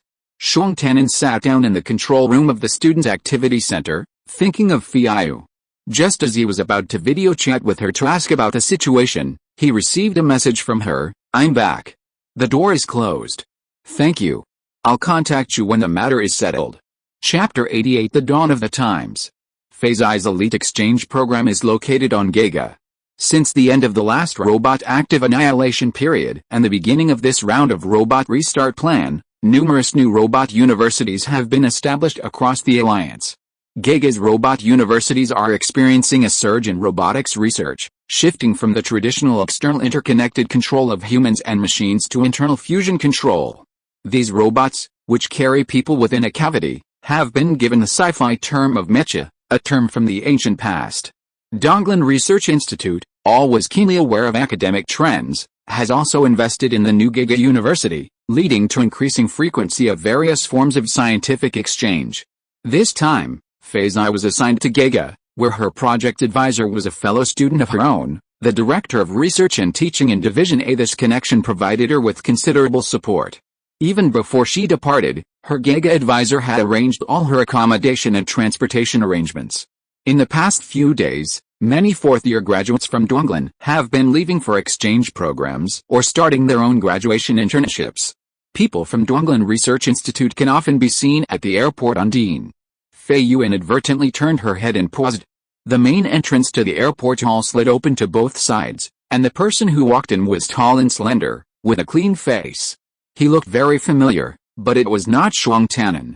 He had a rectangular black travel bag slung over his shoulder and a large bright red suitcase in his hand. After entering the door, he stopped and looked back, as if waiting for someone. 2 women and 1 man appeared at the door, each holding a bag. They joined Shuang Tannen. The airport service robot slid over. The 4 of them talked and laughed while discussing something. They waved to the robot and walked towards the center of the hall in a lively manner. Feiyu glanced at it, then retracted her gaze. She leaned against the high side table and drank a glass of juice in silence. She continued to think about the project schedule. This time, she had to ask for leave to deal with Maming's affairs. When she arrived in Giga, she had to tell her mentor as soon as possible, and she had to speed up the progress on weekdays. After a moment of thought, Feiyu looked up again. The 4 people were gone from the lobby. She thought to herself, Shuang Tannen and the others must have already boarded the ship. Glancing again, she saw a man in a white shirt and black pants, a bag slung across his shoulder, walking towards her across the lobby. She glanced at him, then opened the airport food service menu and ordered the same juice. Shuang Tannen approached, and the lobby service robot swiftly brought the juice. "Have a drink." Feiyu spoke first. "Do you have something to talk to me about?" "Nothing, I just happened to see you and came over to say hello." Shuang Tannen smiled. "Drink by yourself, I'm going to board the ship in a while. My classmates have already gone there." "Are many of you from the GUI department going to Liaoming Star this time?" "No, it's just me, but some people from the G department and Xin department are going too, and we have agreed to go together." "What about you? Are you also on the elite exchange program?" "Well, I'm going to Gaugia Star. I came early and can't board the ship yet, so I'll wait here." "I haven't heard you mention this before, and I thought I was seeing things just now." "Are you alone?" Shuang Tannen asked curiously. "You are the only project in Gaugia in our Donglan, there must be others," Feiyu said indifferently, glancing at Shuang Tannen. She didn't understand why he and some of her classmates were so keen on traveling together. They were obviously not in the same branch as the others, and they probably weren't very familiar with each other. But before leaving, they had to find out about people who were traveling with them, and took the trouble to ask them to go together. She liked to arrange her own itinerary. It was so relaxing. "I didn't have time to mention it the other day. By the way, I didn't touch anything in your dorm?" Shuang Tannen smiled, though somewhat helplessly. Feiyu is a very respectful and courteous person, so she wouldn't mess with his things. However, he always felt a sense of awkwardness when he brought it up. Their current relationship was truly confusing and chaotic. Even though they kept their distance, she had stayed in both his bedroom and Maming in his dorm in Donglan. He couldn't have cared less, it was just the right situation that forced her to stay. "You drink it. I ordered it for you." "I already have it," Feiyu pointed at the juice cup. "If you're short on time, drink it and go." Shuang Tannen obediently picked up the cup and took a sip. He didn't say anything else, but only said with concern, "The journey to Gaugia Star is long. Be careful on the way alone." "Yes." "Do we need to go back to Maming in the middle?" "Yes." That day, Shuang Tannen and Feiyu finished the authorization documents and were called by Yu Qianchen. There was no time to communicate many things. Now he glanced at the person opposite him. In his opinion, Miss Yan was busy with various affairs and could not neglect any of them. She must be troubled. It was a coincidence that they met at this time. Even if he should comfort her a few words out of acquaintance, he would be boarding the ship soon and could not say much. "Wish you good luck," he said sincerely. "Yes." Feiyu sipped the juice calmly, and waited patiently for Shuang Tanin to finish it in a big gulp before she politely replied, "I wish you success in your project on Little Ming Star too, then I'll be leaving first, be careful." Feiyu nodded, and watched Shuang Tanin take a few steps. She frowned slightly, always feeling that something was wrong. Suddenly, she raised her voice and called out, "Don't you have another box?" Shuang Tanin turned around, was stunned for a moment, and then smiled. "Did you see it just now? That's not mine, I just brought this." He patted the bag on his backhand. "I carried the box for the girls who were traveling with me. They brought a lot of luggage." As he said that, he subconsciously looked at Feiyu's feet. "You don't bring much, you don't need a lot for the project, you have it all over there." Feiyu was so casual and indifferent, which didn't surprise Shuang Tanin at all. "Yes, I think so," he waved. "See you back at school after the project is finished." 2 months passed quickly, and Feiyu's exchange program on Giga was a bit stagnant. The intracavity manned robot had raised new directions and requirements for the entire theoretical framework of mimicry. His mentor's major project was just one such new experiment. A new era of technology is already dawning. Either we get in, or we disappear. His mentor would often slap his thigh. We're referring to the mimicry researchers. His mentor is obsessed with his research, and he often expresses both great enthusiasm and deep concern for his students. He always feels that everyone is riding the crest of a wave, and he alone sees it most clearly, with a 50-50 split between riding the tide and receding. The students are diligent enough now, but they're not diligent enough for the future. Feiyu was working on a small sub-project within her mentor's project. She was incredibly dedicated, toiling away day and night, spending almost all her time immersed in the experiments. She even managed to drive the robot directly with her head, even though it hurt, without complaining, earning praise from her mentor. Feiyu briefly explained her family situation, and her mentor, who also studied under Donglin, waved her off to return to mom and to attend to family matters. She took time to complete the data analysis and report, writing steps on the way for him to review. At Gagaxing Airport, she checked in with lawyer Qin about the latest developments. He learned that the Ural Civil Health Administration had not yet sent a letter to the Momon Arbitration Tribunal. However, according to inquiries from lawyer Qin, upon Yan Qingjin's return to the Ural region, his sister, Yan Qingxi, had submitted a request to the local authorities for the transfer of genetic and physiological information. Ms. Yan, the Ural side is slow in handling matters. Yan Qingjin has sent a letter to inform the arbitration tribunal that he and Yan Qingxi have already set off for Momon. Please ask the arbitration tribunal to arrange a physical examination for Yan Qingxi before the hearing. She will probably arrive in the next 2 days, Feiyu secretly exclaimed. Yan Qingjin always said that he had no money for the trip, but now he can bring his family here again. Once Yan Qingxi's genetic information is compared with your family's, the conclusion that she is your eldest uncle's daughter can be confirmed, and the two inheritance rights between our side and Yan Qingjin's side will be clear, lawyer Qin said. Therefore, the focus of our response this time should be to talk about your father's contribution to the family after your uncle's death. This will make the arbitration tribunal more inclined to you in the distribution ratio. Feiyu pondered for a while and asked, lawyer Qin, I want to go to the Ural. It happens that I am relatively close from Gagastar, and I can get back to Momon in time before the hearing begins. Ms. Yan, are you still trying to weaken the legitimacy of Yan Qingjin and Yan Qingxi's right of succession by using the relationship between Liao Qin and your uncle? Lawyer Qin asked puzzledly. Excuse me for being blunt, but the illegality of the parents' relationship does not affect the basic rights of the child. Moreover, this may be a double-edged sword.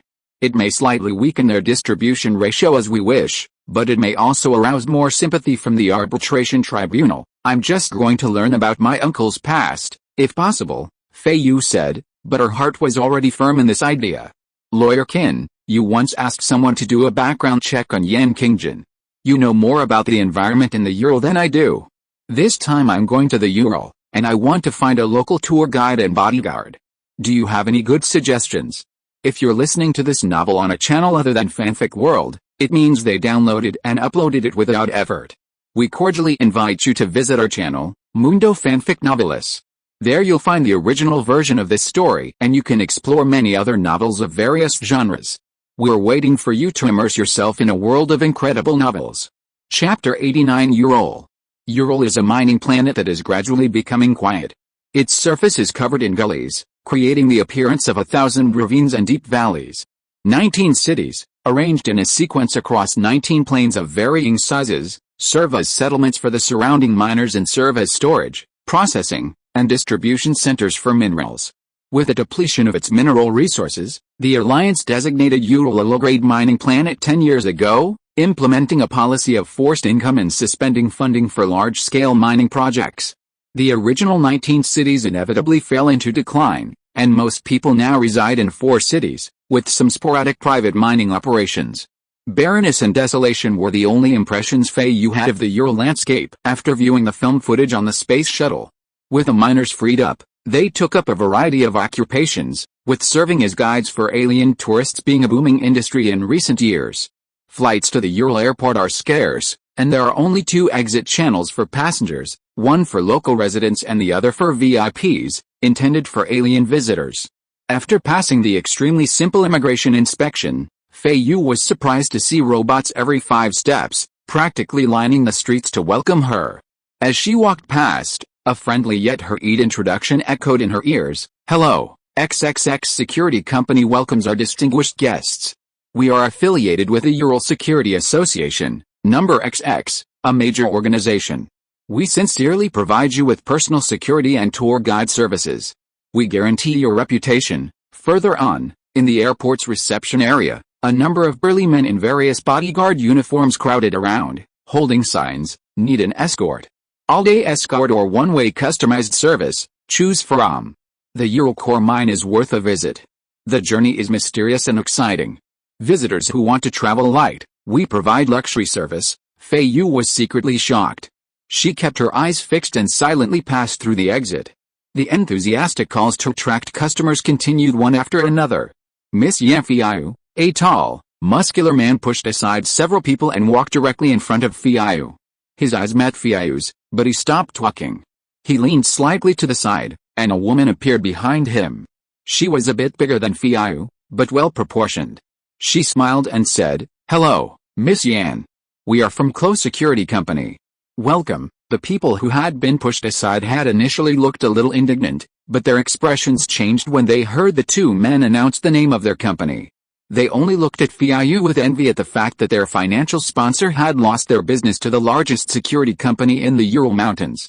They didn't waste their words and instead followed the other passengers to reintroduce their own services.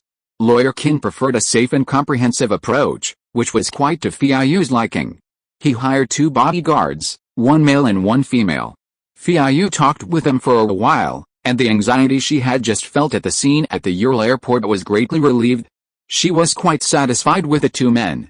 The male bodyguard was a burly fellow, a man of few words, and discreetly kept a distance from Feiyu. He had clearly undergone etiquette training, while the female bodyguard was friendly and lively. Staying very close to Feiyu, helping her introduce the local customs and practices. The small town of Faxing was located at the outermost edge of the 4th city, on the slopes at the foot of an abandoned mine, with almost no vegetation left. Feiyu and the other 2 took the hovercraft provided by Clo Company to the city for a quick overview, before arriving at the town at dusk. There was little to say about this town. The main roadbed had collapsed, the flagstones were potholed, broken, and warped, and there were only a few trees, all with brown crowns. They looked like wildwood rustling in the wild, and they had definitely not been properly cared for. The houses were all shabby, many with yellow and black rain streaks under their window frames, like a dreadfully unskillful graffiti artist using the ugliest ink, poorly blended, and harshly scratching vertical lines across the pale walls. The already dilapidated buildings looked even uglier and more flimsy in the twilight. Perhaps few outsiders visited the town normally. As the gleaming Black Crow Company security van slowly drifted a few centimeters above the main road, several huts popped out of the doors and windows of the houses on either side. Feiyu glanced sideways through the car window at the sign for the Mize tool shop. A pile of unidentified small parts and a few rolling baskets lay piled against the wall in front of the shop. A bald, elderly man in war clothes happened to step out of the doorway and stared intently at the car. His small eyes, set in his round, plump face, soon broke into a greasy smile, and he raised his hand in a strange gesture of greeting. Miss Yan, this is the far suburbs. It used to be a resting place for the miners, but now that the big mines are closed, we can only accommodate small mining teams. If the mining teams don't come down the mountain to rest, this place will be quite deserted. Why did that man wave at you just now? Did he know you? No, it's like that in business. Harmony brings wealth, no matter what. Feiyu nodded and looked ahead. The gray street was almost at the end. Are there any hotels in this town? She asked. The female bodyguard was about to look up information. This one up ahead seems to be it. The male bodyguard read the words on the lintel. 3 inns. At the end of the street stood a 3-story gray house. The peeling walls had been repainted, revealing 2 different base grays. The words 3 inns looked patched together, and the words looked bleak no matter how you looked at them. The door was open, revealing a wooden bar. Behind it, no one was there. In the lobby, several old, round wooden tables, even the chairs were missing. Miss Yan, this place is in poor condition. Let's take a tour and then return to the city tonight to find a safe and comfortable hotel, the female bodyguard said considerately. Let's go and see, Feiyu said non-committally. Just as she was about to get out of the car, she suddenly added, you don't need to address me by my last name. It seems too unfamiliar. The female bodyguard smiled, graciously placing her hand on Feiyu's wrist, and immediately changed her tone. Miss, she said, let Denro get out first. Our custom is that customers always walk in the middle for safety. Feiyu nodded, silently reminding herself to proceed slowly. After exiting the car, the 3 of them entered the shop. Feiyu glanced around, gaining a closer look. The wooden bar was cracked at its corners, and the incomplete chairs were stacked and leaning against the wall. To the left of the bar was a staircase, the handrail coating almost completely peeling. To the right was a room with a closed door and a plain half-curtain hanging from the door frame. Behind the bar, another door was not closed properly. Through the gap, a yellow, bare area could be vaguely seen. A pair of men's trousers, neither gray nor green, were dangling from a rope, the waistband pointing towards the door. Feiyu averted her eyes in disgust. Through the limited gap in the door, she could see that there was nothing behind the house except this area, which, along with the twilight, connected to the wilderness. In comparison, the shabby main street in front of the building seemed quite presentable. Is anyone there? The female bodyguard, Qi, called out to Feiyu. Miss, it seems no one is here. Let's go. Look. From the side room beside the bar, there was a sound of footsteps. Who? A hoarse voice sounded, and not long after, the door opened, and a hand lifted half of the curtain and pressed it against the door frame, revealing a person. Feiyu turned her head to look over. The man had a bandage on his forehead, and a long black and red scab on his cheek, slightly protruding on the skin, almost extending to the corner of his mouth, which made people feel horrified at the sight. You? He looked at the 3 of them, glanced back and forth at Denro and Qi, and fixed his eyes on Feiyu. We're staying in the hotel, Feiyu said, and continued to glance at the man. The man was wearing a gray home sweatshirt and blue-black wide-leg pants. He probably just got up from the bed, and wore a pair of old slippers on his feet. In Feiyu's opinion, this image was already sloppy enough. She said calmly, are you the owner of the shop? Oh, I guess so. It's my friend's shop. He's out on business and asked me to help him look after the shop during this period. The man continued to stare at Feiyu, looking quite surprised. You want to stay in the hotel, Miss? Qi whispered. Let's stay here. I'm tired today and don't want to leave anymore. Feiyu made up her mind and said to the man simply, 3 rooms? Do you have? Oh, yes, yes, the man hurriedly said, walked out and said a lame welcome. What a coincidence, the name of the shop is 3 rooms, but there are more than 10 rooms. Feiyu only noticed at this time that the man also had a problem with his feet and walked with a limp. Chapter 90, The Wind. Ladies and gentlemen, please take a seat. The man became lively, limping even as he walked quickly, eager to make a deal. He quickly dragged the chairs from several tables together to form a single table. After a clattering sound, he said enthusiastically, ladies, please take a seat. This man must have been very discerning. Feiyu hesitated for a moment before he responded, and then he grinned. The newly formed blood scab on his face moved with his muscles, which should have hurt, but his face only felt a little unnatural, his expression still cheerful. He said, ladies, please wait a moment, He shuffled behind the bar, bent over and fiddled with it for a while, then came out, a rag in hand. He returned to the table and swiftly wiped it, then brushed each chair one by one. The rag was not new either, its color faded from repeated use. The man grasped one end, leaving most of it hanging. He wiped it skillfully, and the rag twisted and turned it in a dazzling way. Feiyu couldn't help but frown slightly. "Miss, the purpose of our 3 hostels is to serve our guests and make them feel at home. Cleaning is done manually every day, so it's always spotless. I've wiped it down again. Please sit, please sit." The man chose the main seat and attentively adjusted himself, looking up and smiling at Feiyu. Feiyu's eyes fell on his hands, and the man quickly realized what was happening, quickly lifting his hand from the back of the chair and putting away the rag. "You don't use robots here?" Feiyu asked calmly.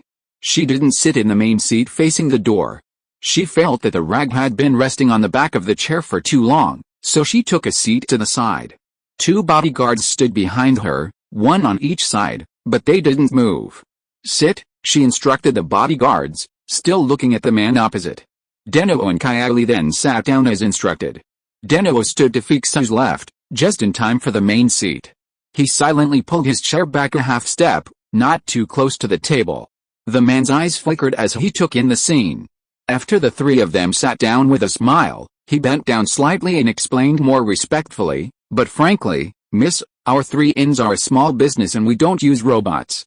For decades, we have been insisting on providing manual service to our guests. This can be regarded as a feature of small places. In big cities, most of the ladies are served by robots. It's rare to experience pure manual service. It's also an interesting thing to compare service styles. If you have any requirements, just give the order.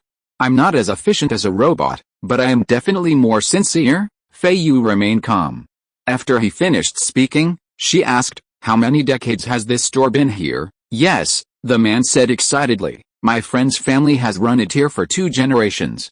It's a veritable ancestral shop. It's deserted now because of the economic downturn. However, it's a good time for distinguished guests to have more peace and quiet. Are there any special services?" The man was stunned for a moment, staring at Feiyu, his eyes rolling twice, a little unsure, and said, "Miss, why don't I introduce them one by one? Accommodation. Our rooms are divided into 3 classes. The first class is the best, 60-star coins per night, not including meals. If you want the store to prepare food, it will be an additional 60-star coins per person per meal. Please be tolerant of the variety of the menu. Our small place can only purchase in town, and there are not many varieties." He paused, and seeing that Feiyu didn't respond, he simply said, "For these fees, our store takes the form of prepayment of deposits, and the excess will be refunded or supplemented when checking out. Only accommodation and meals," Feiyu said slowly. "No special singing and dancing programs, or storytelling by antique artists, or displays of original ecological life." She glanced at the dumbfounded man opposite. "Don't most hotels have such additional services?" "Oh," the man replied confusedly, then raised his voice and replied with a lively expression, "Oh, sorry, I'm helping a friend to run the store, and I'm not familiar with the business. Miss, I will try my best to do what you said, then take us to see the room." Feiyu stood up, followed by Deno and Kylie. Okay, the man responded repeatedly, limping upstairs. It was gradually getting dark outside. They reached the entrance to the 2nd floor, but saw only a dark corridor. The man stopped there and fumbled for a long time before the lights in the corridor came on. He apologized, "I'm not familiar with the facilities." Feiyu looked at the doors on both sides and asked casually, "You are a friend of the owner? What's your name, miss? You are too polite." "My name is Fanfeng, and everyone in town calls me Fanzi." Feiyu secretly recalled that when Yan Qingjin forced her to respond to the lawsuit, he produced the statements of 3 neighbors as required, proving that he had good interpersonal relationships and met the general social moral standards. Fanfeng's name was not among the 3, so she asked, "Have you been friends with the owner for a long time? You can even entrust the store to you, friends, isn't it always like this, helping out a little?" Fanfeng laughed, "I'm free anyway." As he spoke, he opened a door. "Brother, ladies, please come in slowly. The windows are closed and it's a bit dark inside." Feiyu was waiting at the door.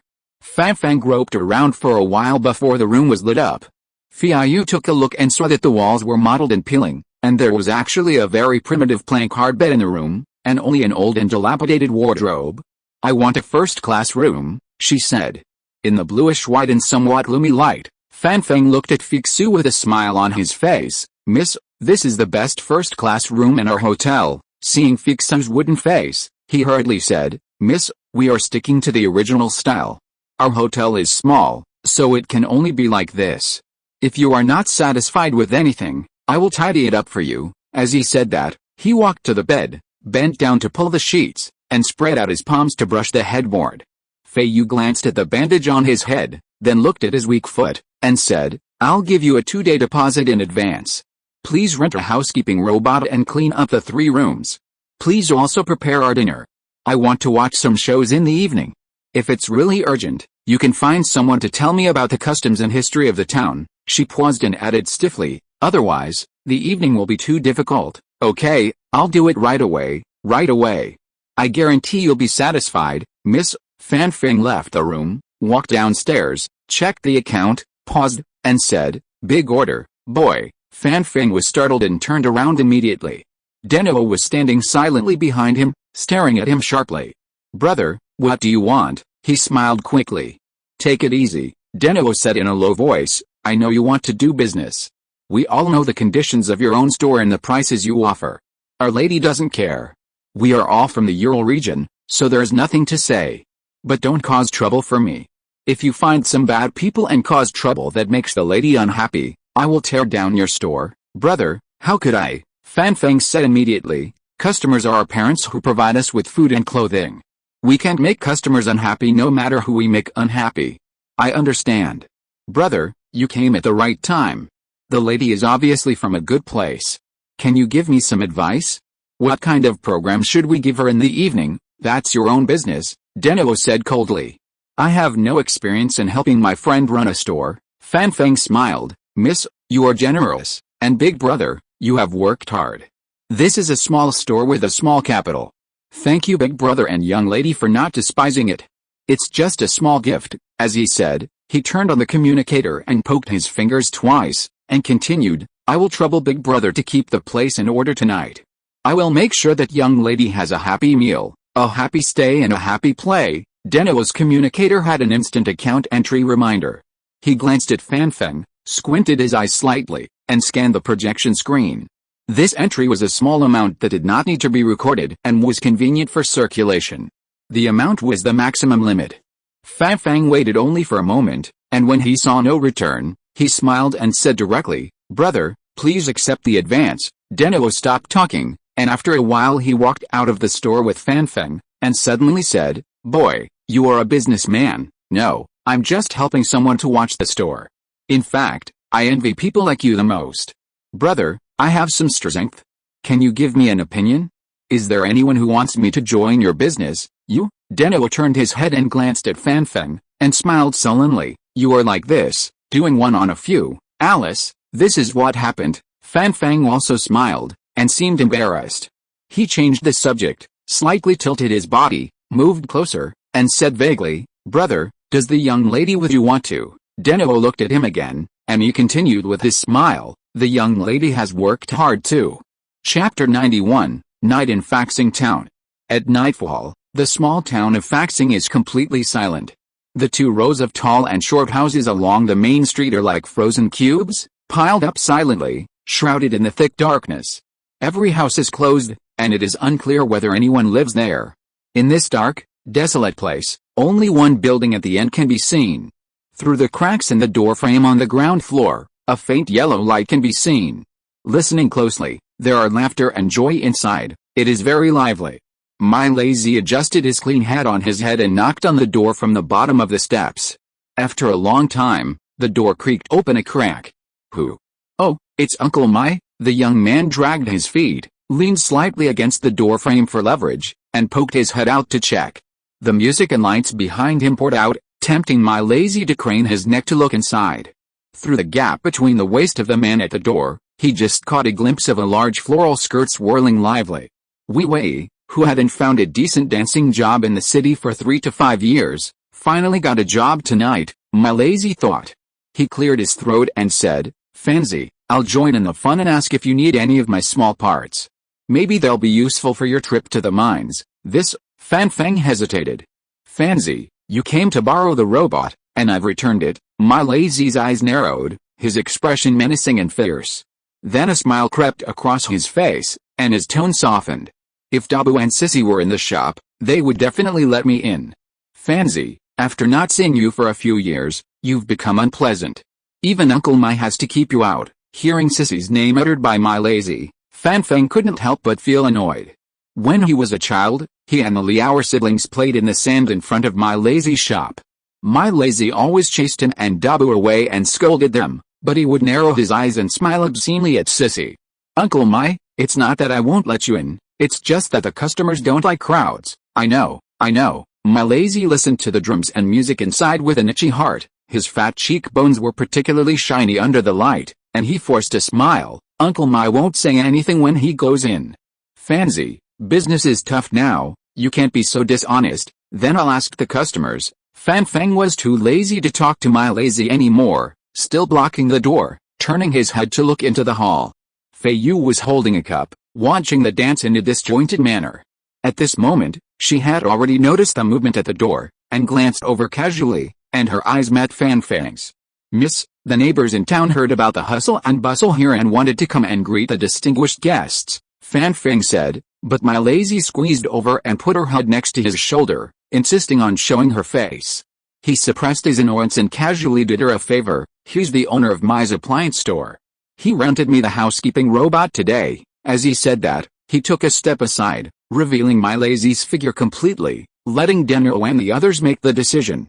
All the tables and chairs in the lobby had been moved away and placed against the wall, clearing a large space in the middle. The middle-aged Wei was wearing the colorful and gorgeous long skirt she wore back then, dancing to the drum beats with great enthusiasm. My Lazy's eyes were about to bulge out. Ever since Wei stopped dancing, she had a sullen face all day long, always speaking against people, and cursing when she was in a bad mood. He had rarely seen such charm in her. My Lazy raced to glance at Wei's bulging figure, but knowing what was best, he quickly lifted his eyelids and shifted his gaze to the people seated in the hall. His eyes widened again, but he subconsciously held his breath. The fleeting fantasies that had ignited his mind at the sight of Wei vanished. The girl in the center, untouched by weight, her long hair draped in curls over her shoulders, her expression impassive. She glanced at him, then quietly gazed at Wei. She made no other move, her aura completely different from anyone else in the room. One glance revealed she must be from another planet, living a life of ease and a good education. Just a second ago, Wei's floral dress had been something My Lazy had dreamed of for half his life. He couldn't find anything more beautiful. But now, he was thinking, this lady is so beautiful, even the science shawl is stunning. Wei is dressed so formally, but it's a shame even he can see through her outdated clothes. My Lazy was the kind of man who couldn't take his eyes off a woman with even a slightly round face. Fan Feng glanced at her and cursed her inwardly. She's asking for trouble. My Lazy was a shrewd fellow, but he didn't look at Feiyu for long. He crossed his arms on either side of Feiyu, giving her an ural salute. Facing the solemn gazes of Deno and Qiali, he greeted the three people at the top, nodding and bowing hurriedly, saying, "Hello, distinguished guests from afar. We are also happy to have you visit Faxing Town." Daniel, his face stern, was about to speak when he saw Feiyu raise a finger and point to a seat in the corner. There was no displeasure in his voice. "Sit down, don't block my view." He glanced at My Lazy again, but said nothing. Wei spun her waist, squinting at My Lazy. A look of disgust flashed across her face, then she turned and gave Feiyu a broad smile. "Thank you, miss, I'll enjoy the show with you," My Lazy said elegantly, nimbly moving to a corner to sit with Wei's instrumental partner. Fan Feng raised an eyebrow, then closed the door indifferently, dragging his feet along the wall back to the bar. Feiyu took a sip lazily, taking in everyone in the room. The drum beats were beating, the skirt of the dancer in the middle fluttered, a scarred man with a bandage on his head leaned against the bar, the eyes of the wretched neighbors gleamed, with a cautious smile of joy at having gotten a small advantage. There were two drummers, obviously the old ones were taking on the new ones. The older one was diligent and hard-working, the younger one had less experience and probably didn't want to learn this business. If he made a mistake he would glance at everyone, And when no one said anything and the old man was covering for him, he would feel a little ashamed and continue beating as if nothing had happened. Her uncle, would he be so intoxicated in such a place more than 20 years ago? Feiyu was deeply puzzled. Wei Wei stopped panting. After all, she was old and her strength wasn't what it used to be. She almost couldn't hold on to the end of the dance. She forced herself to hold herself up, smiled evenly, and bowed gracefully. You danced beautifully. You've worked hard. Take a break. Feiyu said with a smile. After Wei Wei sat down, she turned her gaze to my lazy. You can continue to tell stories. Don't tell stories about strange things. Talk about the geography of mountains and rivers, legends of people, or customs and habits. My lazy was regretting that Wei Wei didn't sit next to him. He took a big swig of juice that wouldn't be charged to his account. His eyes widened at the words. After a while, he saw the young lady at the top of the table waiting for him to speak, and he couldn't help but look at Fan Feng stupidly. There is no mistake in the poem, the content, the book, the forum. Fan Feng was also stunned. He turned to glance at Feiyu, and quickly wondered what he had said that made the sponsor mistake my lazy for a storyteller.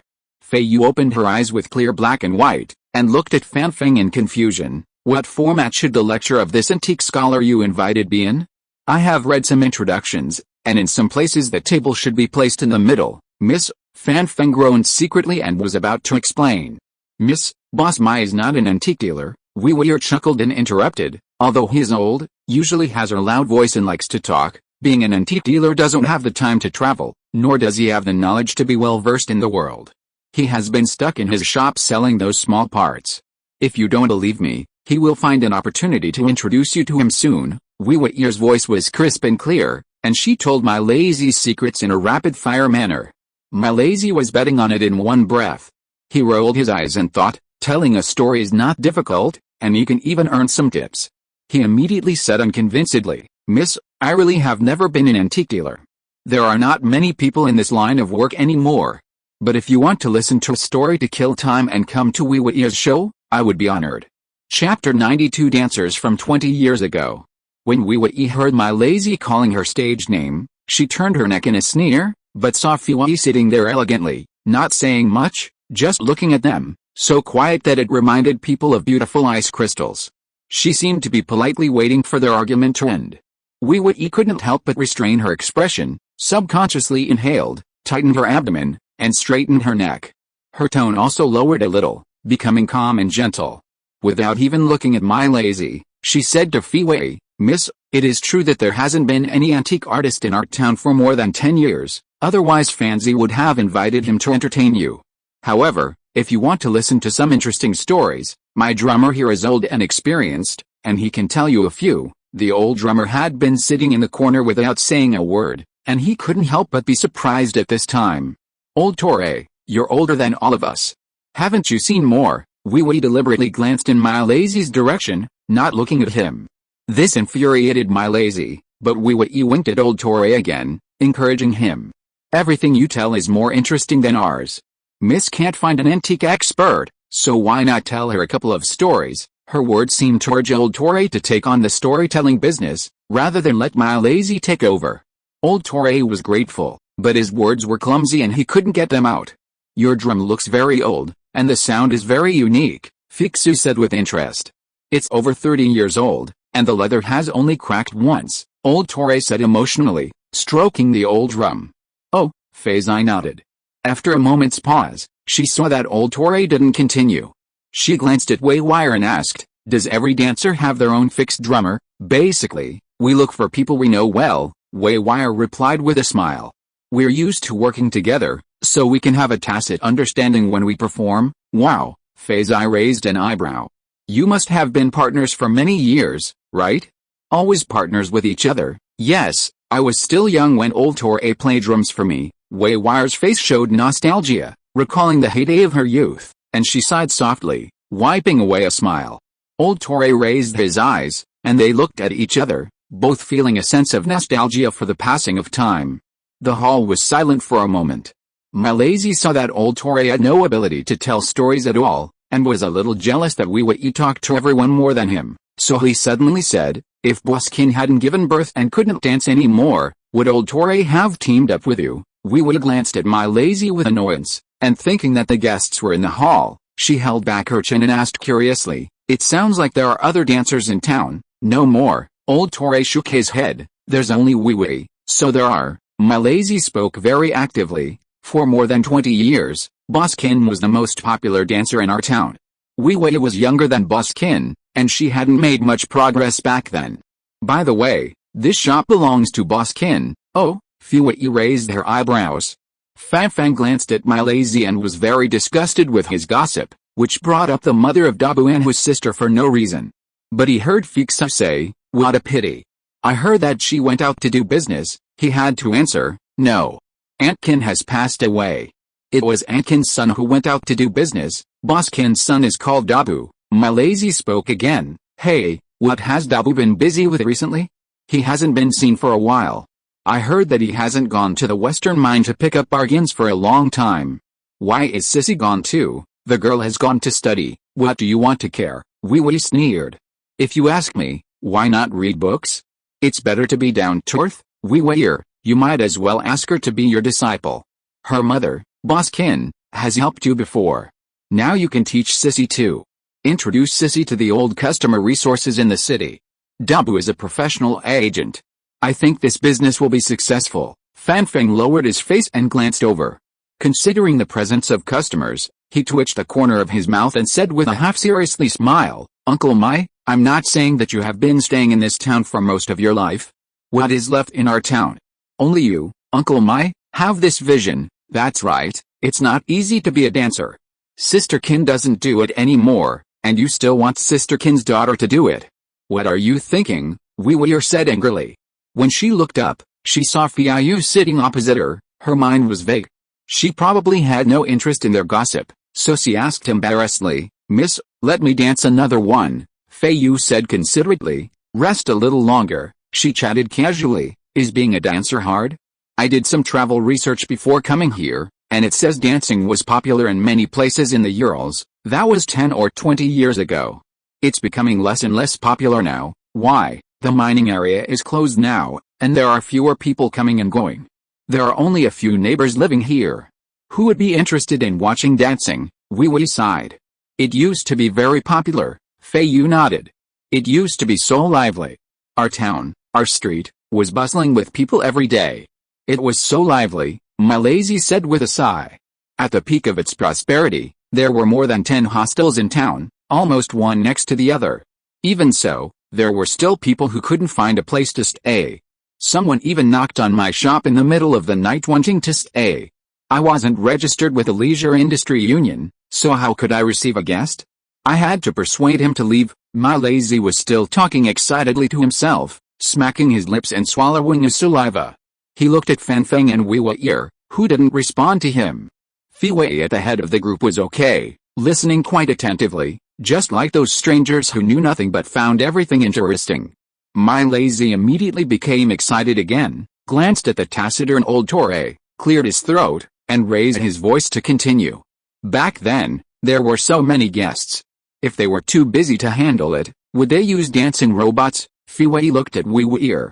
"Miss, if the guests knew about that, it would ruin your reputation." "That's right," my lazy continued. "Back then, every inn was full. It was hard to get a table with the owner of the piano. During the peak season, several inn owners would ask for favors from Old Torre." "Old Torre, right, that's all in the past," Old Torre sighed. Feiyu glanced over and said nothing. That night, after the music ended and the crowd dispersed, Feiyu generously tipped everyone, even my lazy. She sat at the head of the bed, looking around at the simple and dim furnishings of the room. She felt uncomfortable and couldn't fall asleep for a long time. In a side room next to the bar on the ground floor, Fan Feng removed his shoes and carefully moved his injured foot to the bed. He closed his eyes contentedly and waited dutifully until the lights in Feiyu's room turned off. Not long after, he saw the lights in the 2 rooms next to hers also go off. Thinking of those 2 imposing bodyguards, the corners of his mouth twitched.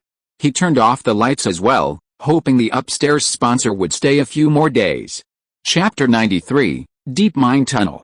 The next morning, just as Fan Feng had finished wiping down the tables and chairs in the lobby, Deno and Kylie accompanied Feiyu downstairs. Miss, you're up so early. Fan Feng swiftly brought a breakfast tray and respectfully stood by, asking, are you going anywhere today? What can I prepare for lunch and dinner? Let's just take a look around the surrounding mining areas. I heard there are some famous mines. Feiyu smiled faintly. We'll check out after breakfast. Thank you for your hospitality. Fan Feng couldn't help but feel disappointed, but she didn't really expect her guests to stay long in a shabby place like Faxing Town. Feiyu paid a deposit for 2 days in advance, and although she didn't actually stay the full night, she didn't mind at all and gave her an extra tip before leaving. Miss, take care. If you play too late and don't have time to return to the city, you are welcome to come again. Fan Feng sent Feiyu and the other two out of the door with a smile on his face. Seeing her turn around before getting in the car, he hurriedly dragged his feet 2 steps forward and asked attentively, Miss, do you have any other instructions? Where did the drummer yesterday live? I think he is a nice guy. I want to ask the name of that young drummer he brought with him. I want to ask him to help as a guide. I wonder if he is willing. Yes, if little Torre is free, he will definitely be willing. Fan Feng introduced happily. Little Torre is the grandson of old Torre. Miss, I will ask for you if he is at home. No need to bother. Feiyu was very polite. Just tell me their address. It's very convenient for us to drive over. We just want to take a look. If it is not convenient for them, we can find someone else. I just think someone more familiar will be better. That's right, that's right. Fan Feng enthusiastically told Feiyu the location of Torre's house. Miss, goodbye. Have a good time. Come back next time if you have the chance. He watched the car drive away and hurried to tell old Torre the good news. Uncle Torre, is little Torre up yet? Tell him to get up quickly. The young lady came to your house yesterday. She wanted to go tour the mines and asked little Torre to be their guide. When Feiyu found Torre's house, the grandfather and grandson were already waiting outside the door. Miss, thank you for your interest in our boy. He often goes into the mountains to play around, but this is the first time he's been a proper guide for a guest, old Torre said with gratitude and restraint. Miss, just tell him anything you want. Little Torre's face was nervous and excited. It was obvious that he enjoyed the job of guiding in the mountains more than playing the drums last night. In front of the guests, he could only listen meekly to his grandfather's worried chattering instructions. Which caves are dangerous? Tell the young lady and the 2 older brothers and sisters in advance. If you enter those caves that are managed by people, which stones can be touched and which cannot be touched? Remember to remind the young lady and the 2 older brothers and sisters of these rules, so as not to delay the young lady's time. Uncle Torre, I see that you are in good health. Why don't you come with us? It will be better for you two to be companions when you come back. We will go directly back to the city after the tour. Feiyu smiled faintly. I will pay double the wages. Old Torre was very honest and waved his hands repeatedly. Miss, it's okay for me to go. There's nothing to do at home, but we only want 1 wage. 2 people means 2 wages. Feiyu was very satisfied. Then let's go. The mine cave is actually nothing special. It just gets deeper and deeper as you go, which makes people feel psychologically terrifying. Little Torre took the lead. Deno sometimes went ahead and sometimes stayed behind. Qiali accompanied Feiyu and listened to Feiyu and old Torre chatting about various topics. Uncle Torre, is your skill in drumming inherited from my family? No, my father is a miner, and a relative taught me to play drums. Then it can be considered that this artistic talent runs in the family. Feiyu smiled. Won't your grandson be able to do it? He doesn't like it. Old Torre looked at the little Torre in front of him and sighed. He can't learn it well. Everyone has different interests. Feiyu walked breathlessly, but her words were still full of curiosity. You have been a drummer for decades. How many dancers have you accompanied? Old Torre recalled. When I first started, I didn't have a fixed accompaniment. I just went wherever there was a shortage of people to do the work. Later, I got to know more people and was called more often. Gradually, I had a few fixed people to accompany. Then the industry became more and more sluggish. Alice, the old owner of the store where I stayed last night, was really a dancer, and your partner before, Akin, old Torre said with emotion. Yes, that boss Mai said that her dancing skills are better than Aunt Wee last night. Is that true? Yes, when Akin was a little famous, Wee had just made her debut. Then why didn't she continue? Is there a dancers association here that stipulates that you can't work in this industry after getting married and having children? There is no such thing as an association. Everyone makes a living with their own little skills. There are no regulations. If you can do it, do it. If you can't, find a way to do something else. Old Torre shook his head. Akin had a child and continued dancing for a few more years, but she was always too busy to take care of the child. There happened to be a hotel for sale, so she took it over, but unfortunately the business was not so good. Then, where's the child's father? Feiyu asked casually. Old Torre sighed. Akin is taking care of 2 children by herself. What happened? Oh, Old Torre sighed again and just shook his head. Akin is also miserable. Little Torre was walking in front, and now he turned around and said, Dabu and Sissy have no father. Their father is a foreign tourist and he left a long time ago. Call them uncle and aunt. Old Torre frowned and explained. They are not much older than me, Little Torre said with a grin. Grandpa, everyone in town knows about this. It's no big deal. Feiyu asked after a while, why doesn't Boss Qin go find that tourist and ask for child support? It was just a fleeting relationship. That person was a traveler. He left not long after coming to Ural. The contact information he left was a temporary video number in Ural with only a name. Where can Akin find him? Feiyu lowered her eyes slightly, and after a moment of silence, she said as if curious, it seems that the information of the applicant for the temporary video number can be reversed. It can be done, but it's not easy. It's mainly because it doesn't matter. Who would be willing to check an overseas tourist for you for no reason? Old Torre sighed. After Akin had a child, she had a hard life. She had no time to take care of the child, no work, and no money. She saved some money and went to ask, and we lent her some. She ran many times before finally finding the person, but the person died young. What else can we do? In the dark mind tunnel, Fixu's expression was deep and difficult to discern. Chapter 94 The Evil Princess. Old Torre was a very nice person. After the grandfather and grandson accepted a generous reward from Fixu, they prepared a basket of food and went to the 3 inns at the end of the street in the afternoon of the next day. Fancy. He glanced around the lobby and went to knock on the door of the ear room. Fang jumped up from the bed, saw the face of Old Torre clearly outside the door, yawned with his hands covering his mouth, and replied with a smile, Uncle Torre, what's the matter with you? I'm taking a nap. Don't get up. Your leg is injured. Just lie down. Old Torre pushed the door open and put down the basket. I'm fine. Yesterday, the lady asked us to be tour guides and gave us a reward. Uncle Torre came to thank you and give you, the middleman, a small commission. Don't think it's too little. Fang was surprised and kept saying, Uncle, why are you so polite? What commission? Wow, this basket of things too. I don't want it. I don't want anything. The lady wanted to find you herself.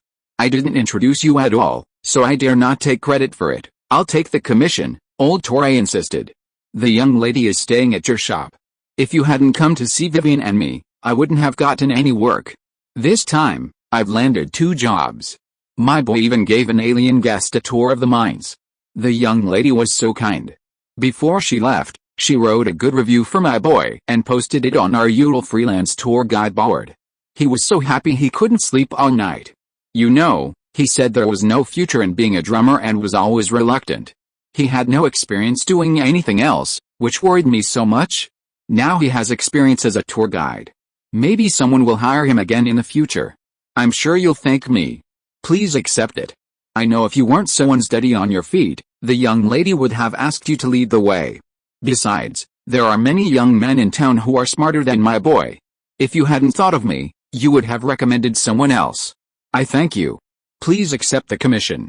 You are grateful for your kindness, and I am grateful for your kindness too. We have to follow the rules, otherwise I won't be happy. Old Torre lives in poverty, and there is always an indelible trace of bitterness on his aging forehead. He rarely speaks much, but he is really happy to say so much in one breath. Fang looked at Old Torre, unable to refuse, so he said very readily, Uncle, thank you very much. Okay, I'll accept it. In fact, I just called you casually, but you are tired and I benefited. He clicked it to check, and couldn't help but be stunned. Uncle, is it too much? It was the generosity of that lady. She asked both of us, the grandfather and the grandson, to go for a ride, and paid us double the wages. Wow, Uncle, you also went into the mine at the foot of the mountain? You are really in good shape. I'm old and can't do it anymore. Fortunately, that lady doesn't like to go to those tricky and weird places. She just came into the mountains to sightsee and chat. It was relaxing to accompany her for a day. Old Torre was modest, but his tone was still excited. He said with concern, "Fiancé, you take the commission and buy yourself some good medicine, or go to the city to find a better medical clinic. It would be so tiring to just rely on sleeping and recuperating like this. It's almost done." Fan Feng patted the bed nonchalantly, got off the bed, and joked, "If only such generous customers came every day, everyone would be happy." Old Torre chuckled.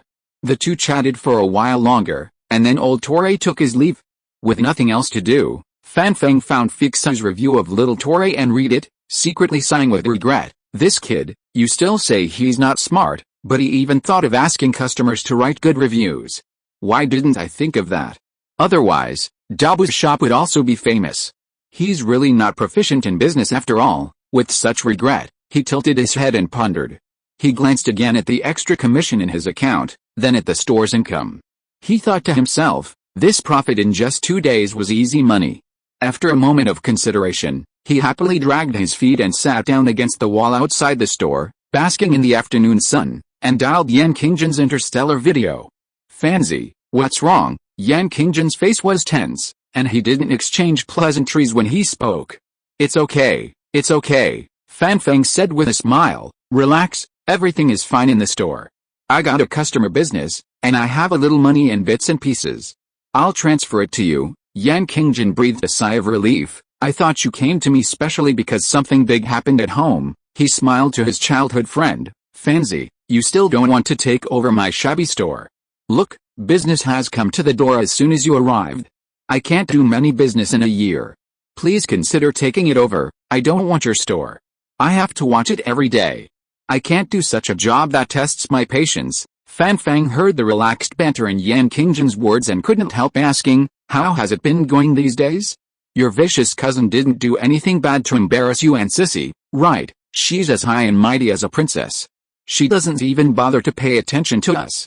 We haven't seen her yet." Yan Qingjian sneered. "We don't know if she's doing anything bad.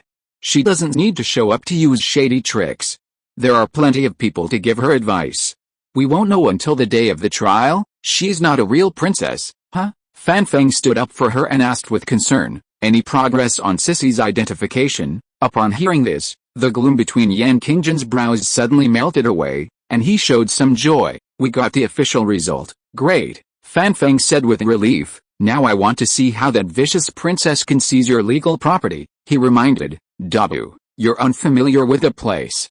You'd better be careful in case she gets desperate and makes something happen so that you can't go to court." "I know. Sissy and I are staying in the hotel now. We basically haven't been anywhere. It's just the right time to concentrate on making preparations before the trial. Dabu, just hold on for a while, and everything will be fine." Fan Feng comforted him. "The expenses there are high, so you should take the little money the store has just earned, even though it's small." "How much can the operating income be?" Yan Qingjian shook his head and said, "Fancy, I've emptied your pockets for this trip. You can't be without a penny. Keep it for use. Take it. I sleep in the store every day. Why do I need money?" Fan Feng advised, "You are at a critical juncture now. Every extra cent, even if it is of no practical use, will make you feel more at ease." "Fancy, I don't know how to thank you. If it weren't for your help, Sissy and I would have failed on this trip and wouldn't have been able to come. Alice, you gave us all the wealth you earned with your life. Now you have a little income, and you give it to us again. Dabu, this is boring. When you and Sissy helped me, I didn't even say thank you." Fan Feng smiled and changed the subject. "What about Sissy? Is she getting used to living in Maman?" "I'm doing very well." A beautiful girl suddenly came to Yan Qingjian, with a smile on her lips. She took his arm with one hand and waved the other hand affectionately at the projection screen. "Fancy, are you feeling better? Just now you were talking to your brother. I was afraid of disturbing you from discussing business, so I didn't dare to make a sound. In fact, I was listening next to you." "Sissy, I'm fine." Fan Feng grinned, looked at the girl, and praised, "Oh, it's true that the climate and soil in big places are more nourishing. You look very energetic. I rest in the hotel every day, so of course I'm in good spirits." Yan Qingxi smiled. "Fancy, how can you be so awesome? You see, there are guests in the store. It's just a coincidence. It means that your trip will be smooth sailing, and the 3 hostels will be prosperous." Fan Feng said auspicious words happily. Chapter 95. It's her. After listening to the greetings between Fan Feng and his sister, Yan Qingjin asked. Fiancé, these are just a few deals you made, which are enough to cover my income for most of the year. His expression tightened. You're not going to dig for wild minerals, are you? My leg is still broken. Why would I dig for wild minerals? Fan Feng laughed, and deliberately patted his injured leg to show the two siblings. It's really made from business. That customer is rich, a rich girl who knows nothing. She is probably the kind who came to this shabby place on purpose to gain some experience. She alarmed half of the town when she came. She asked for too many things, and she paid me to rent a housekeeping robot to clean her room. I lent her the robot from my lazy's house. Fortunately, she didn't know my lazy, and she didn't mind his broken robot. She wanted to listen to stories and watch talent shows in the evening, so I invited Aunt Weiwei and Uncle Torre to come for her. She came just to see something new, and she's not short of money. It's reasonable for me to charge a high price for such attentive service. You said that this money was earned from her loan. Yan Qingjin was surprised and laughed. Fiancé, you are so capable. You should really think about it. Why don't you want my store? Take it. The 3 hostels will surely prosper in your hands. Are you kidding? This is what Enkin left for you and Sissy. After you have officially resolved the current mess, there is no rush to deal with the family property. You can find someone to transfer it to, or just keep it as a souvenir. It's all good. I definitely don't want it. I am most afraid of doing this kind of business that I can't move. Fiancé, you are better at business than my brother, Yan Qingxi praised with his head tilted. What's so good about it? If we could attract that kind of wealthy person to stay at the hotel every day, I might be a little interested. Fan Feng's eyes moved to Yan Qingxi. She was dressed very simply, wearing a thin skirt that she often wore in the Urals. The color was so pale that it looked a little wide, and the style was simple. It covered her from head to toe, and she had a cloth drawstring tied around her waist, which made her look a little thin. Fan Feng wondered if this small amount of money could buy her a better dress to go to court in Mamen, so that the selfish and greedy vicious woman would not look down on her. However, it was difficult to say this, because the girl would mind and be sad if he said it. It's a pity that she only stayed for one night. I guess she couldn't stand our shabby town and left early the next morning. He smiled and chatted. What can she see in such a hurry? Yan Qingxi said, with envy in her tone. You said she is a girl. Is she from our Ural people or from another planet? She is so brave, she dares to go everywhere alone. She is not from our Ural people. She brought 2 bodyguards with her. They are from Klo, the largest bodyguard company in the Ural. She is surrounded by people and looks very impressive. She is not a real person. She just has money to hire people to do things for her. She is far from a professional traveler, Fan Feng said with a smile. Looking at Yan Qingxi, he thought that Sissy didn't need to envy others. After winning the lawsuit and improving her conditions, Sissy can go anywhere. The quality of those 2 bodyguards is not very good. For a small business like ours, they still take a cut of the profit, Fan Feng said with a sigh. Which bodyguard in the Ural Mountains isn't like this? They assume the guests are brought here by them. Yan Qingjin also complained, and then sighed. It's quite rare for our town to have alien guests visiting. For him and Fan Feng, the service fee of interstellar video communication was not low. After chatting for a few words and learning that everything was fine, they said goodbye. For some reason, Yan Qingjin suddenly had an idea and blurted out, where is that guest from? How old is she? What's her name? Well, they just called her Miss. Fan Feng thought about it and realized that he had never heard the bodyguard from Klo Company call her a formal title, only Miss. He was not stupid. He answered while exchanging a puzzled look with Yan Qingjin, and then paused. She didn't pay with her personal account, but with pre-purchased Leisure Industry Union credit. I couldn't see her name. She didn't say where she was from, but she spoke the Alliance common tongue perfectly. Wait, she wrote a good review of the tour guide for the eldest son of the Torre family. Let me see if she introduced herself. No, listen, she wrote that the day's itinerary was perfectly arranged, allowing people to relax and appreciate the mysterious landscape of the 10 mountains and 9 mines. The young guide was full of witty remarks and even enthusiastically invited his beloved grandfather to share legendary stories. Walking through the long corridor, it was as if you could hear your own footsteps stepping into the past. Fan Feng raised his head and met Yan Qingjin's eyes again. It's a very good write-up. She even asked Uncle Torre and Little Torre to be the tour guides. Yan Qingxi asked curiously. What does she look like? Yan Qingjin asked. Long hair, black, but not entirely black. Fan Fang glanced at Yan Qingxi, then at Yan Qingjin. She doesn't look like you two. She's a head shorter than me and slightly taller than Sissy. Alice, there's no robot at the door, so there's no image of her arrival. It's hard to describe. What are you talking about? Yan Qingxi asked curiously.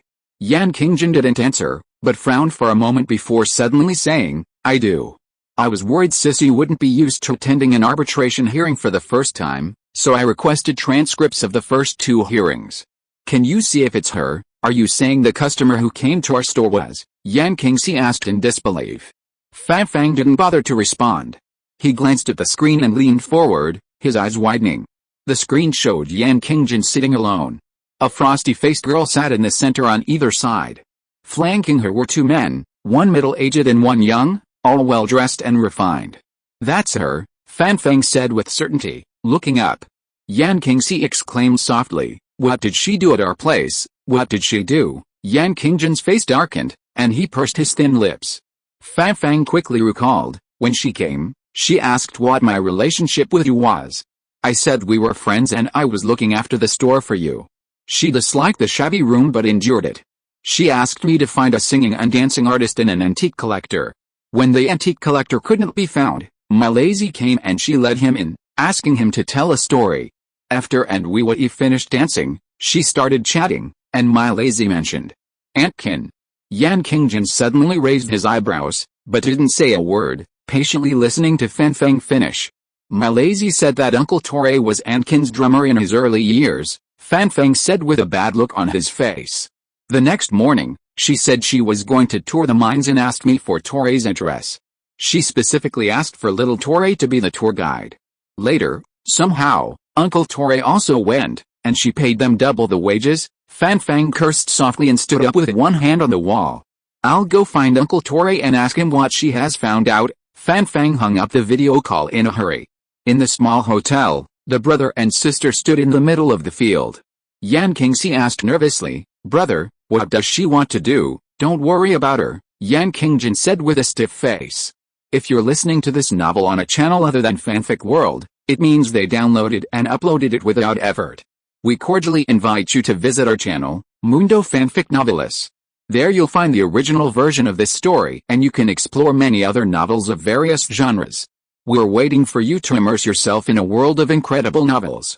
Chapter 96 Branch. The day after Feiyu returned to Mamen, there was the final hearing for the property division arbitration.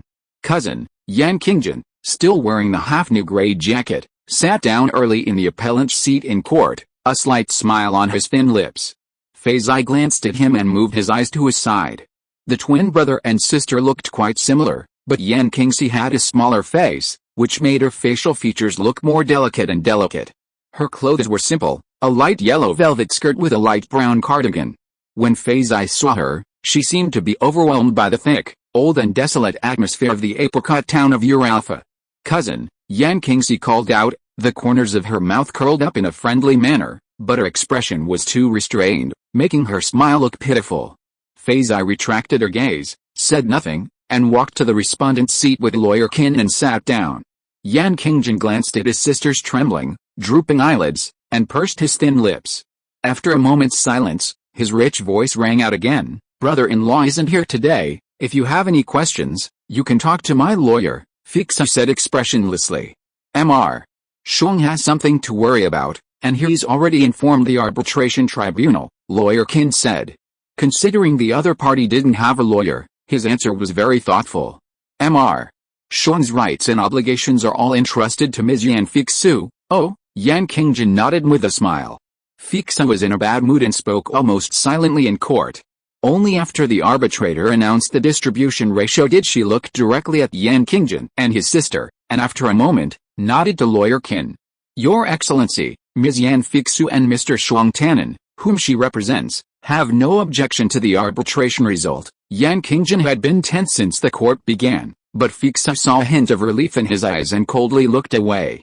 However, a portion of the Yan family's assets are works of art, personally created or painstakingly collected by Ms. Yan Feiyu's grandfather, Mr. Yan Qibin, and father, Mr. Yan Yaoshi. They are not easy to divide proportionally. Ms. Yan Feixi hopes that the arbitration tribunal will agree to postpone the division of these assets, and revalue them based on market value 5 years later, allowing her to exercise the right of first refusal and exchange Mr. Yan Qingjin and Ms. Yan Qixi's shares for cash. Yan Qingjin raised his eyebrows, stared at Feixi silently for a few moments, and then said, "Your Excellency the arbitrator, I understand my cousin's cherishment of the ancestral art assets. Those are precious treasures left to us by our ancestors and fathers. I also hope that they can be passed down from generation to generation intact, so I agree to postpone the division." Feiyu was very surprised, but saw Yan Qingjin smile slightly. 5 years is a little long, I think it can be changed to 3 years. Moreover, I propose to postpone the division of assets to cover not only artworks, but also other assets. After 3 years, all assets will be estimated according to market value, and both of us can exercise the right of first refusal. If neither party is able to purchase, then we will divide it again in proportion. During this period, all assets will be sealed and placed in trust, and the rights holder can receive living expenses. Feiyu looked at Yan Qingjin carefully, then glanced at Yan Qingxi beside her. And without much hesitation, she said directly, "I agree." Lawyer Qin was about to signal her to think about it again, but she shook her head.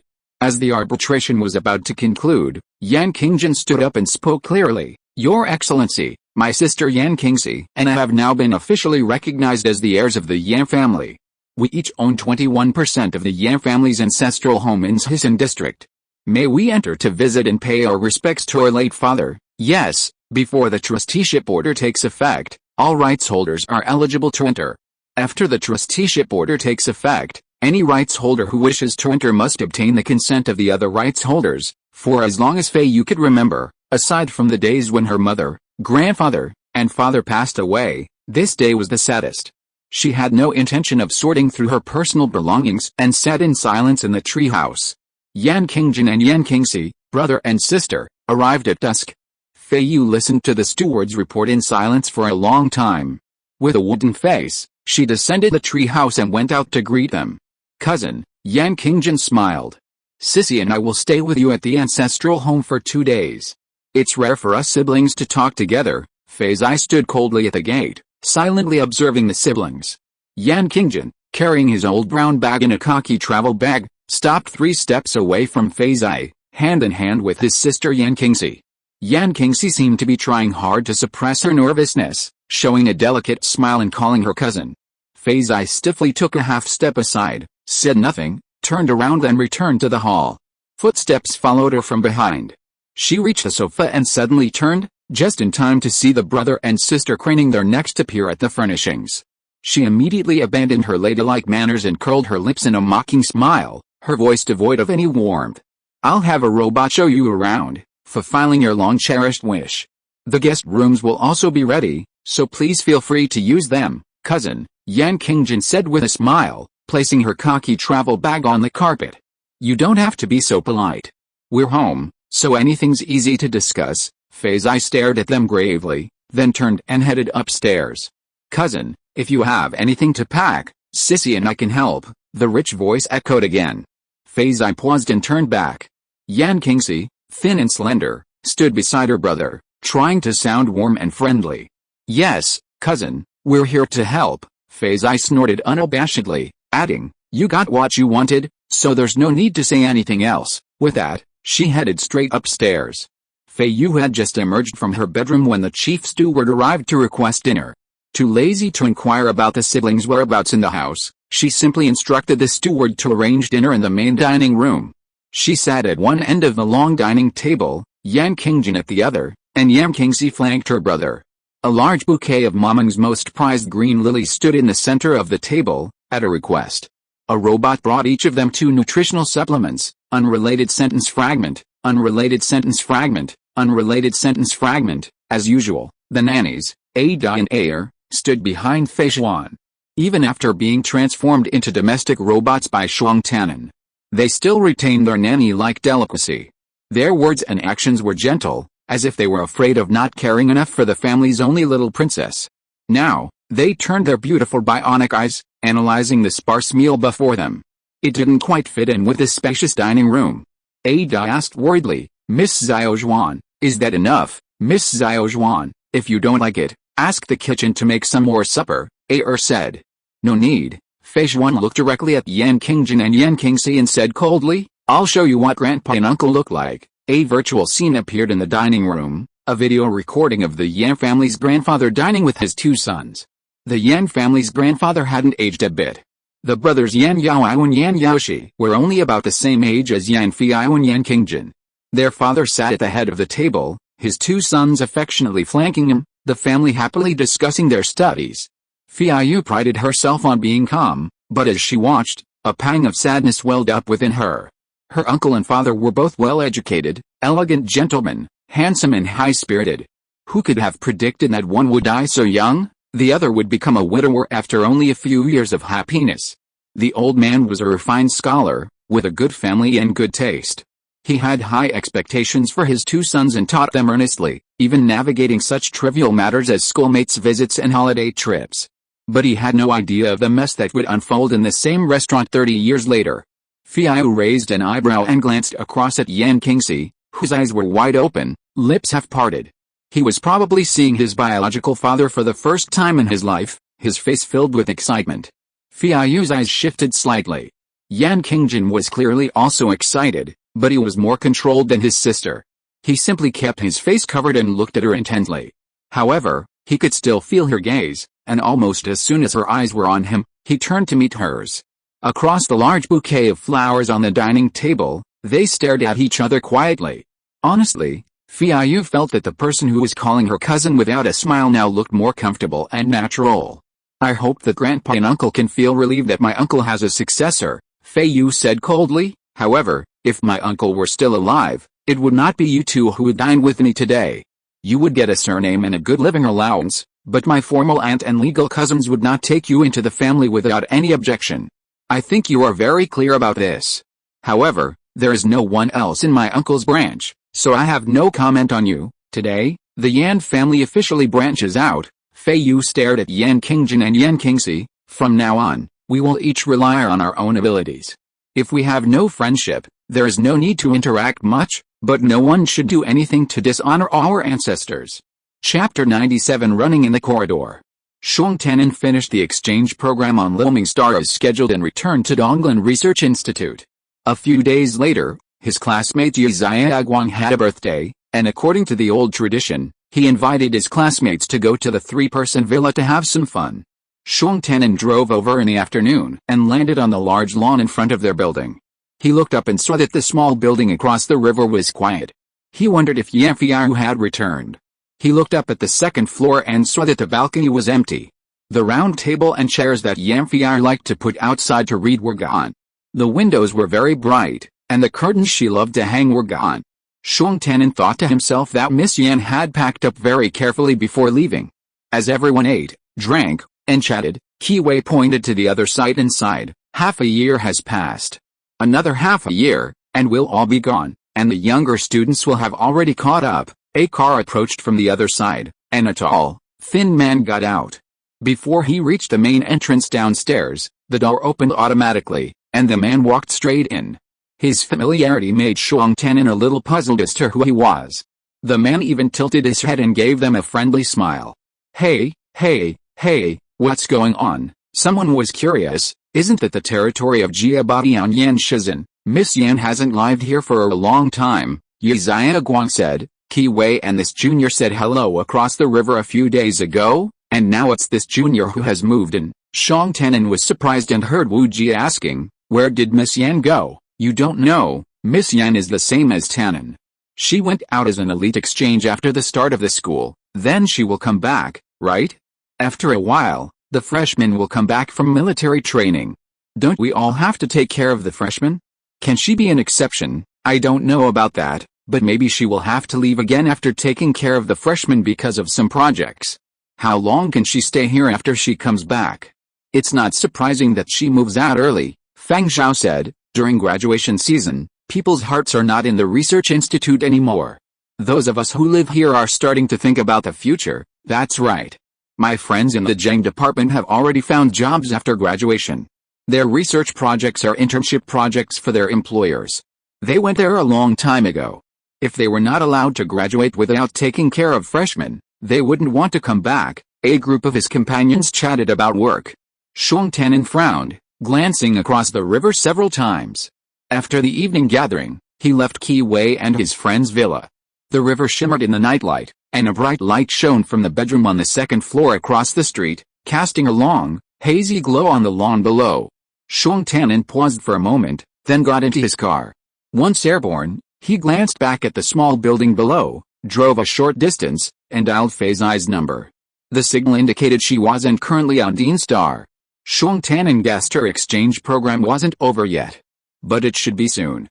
Donglan graduates couldn't drop out of their final inheritance education course for any reason, so she'd be back in the next few days.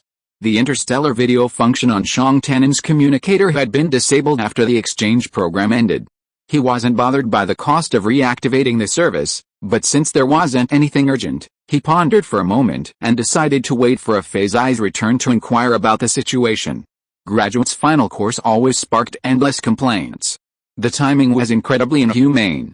If it were scheduled at the beginning of the academic year, everyone could complete the course diligently and focus on their graduation projects, while also starting their job search.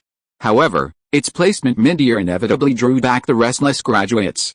For those like Shuang Tanan, assigned by the Academy for training, there was no problem, their projects had a set completion timeline.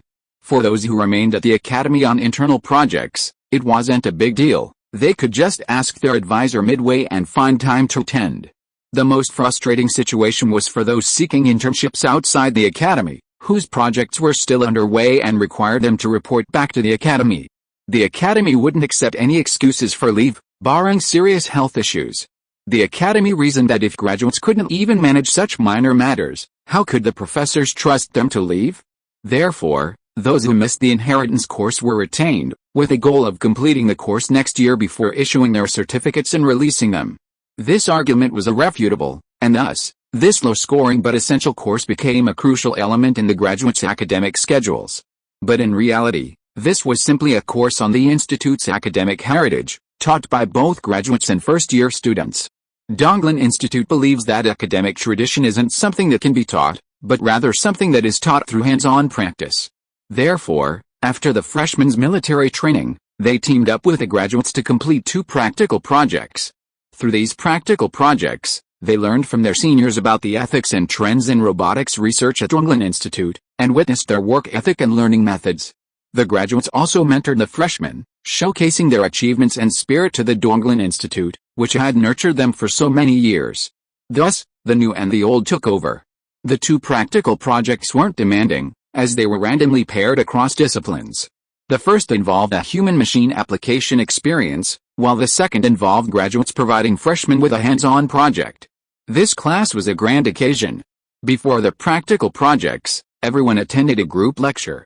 At 10 minutes before 1 p.m., freshmen and seniors streamed into the auditorium, a clamor of greetings and pleasantries.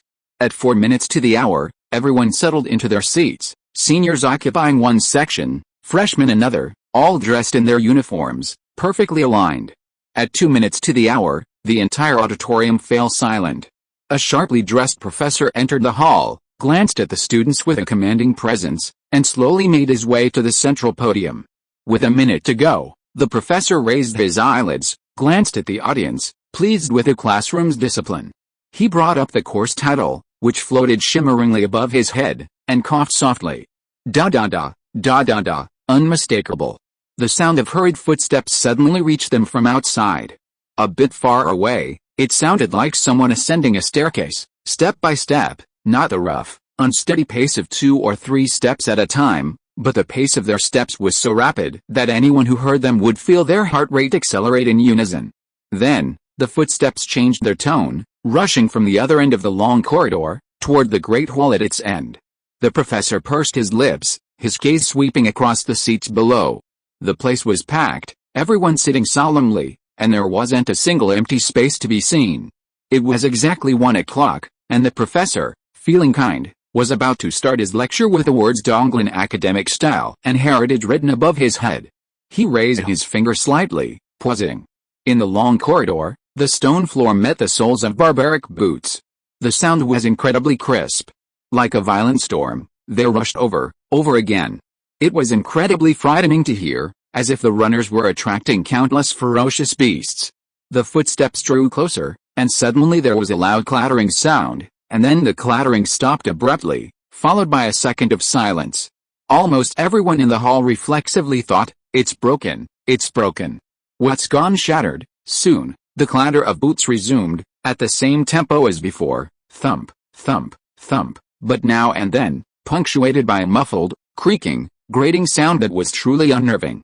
Finally, with a heavy, sudden stop, all the noises fell silent. Everyone in the auditorium involuntarily glanced toward the door. "Professor, Class A4. Feiyu, requests to attend class." The girl in the dark purple dress appeared at the doorway, breathless. Chapter 98 Speech. "It's Yan Shizhen." Guang lowered his voice. "The seats for freshmen are near the door, and the seniors of the graduating class sit on the inner half, extending from the innermost part of the hall to the middle part of the hall. Therefore, Shangtanen and Guang are in the middle, with a very good field of view." Shangtanen looked at Feiyu. He hadn't seen her for several months, and she seemed to be very busy. At this moment, she stood straight, pursed her lips, and tried her best to calm her breathing. His eyes moved down, staring at a gray bag that she held in her lowered hand, wondering what was broken in it.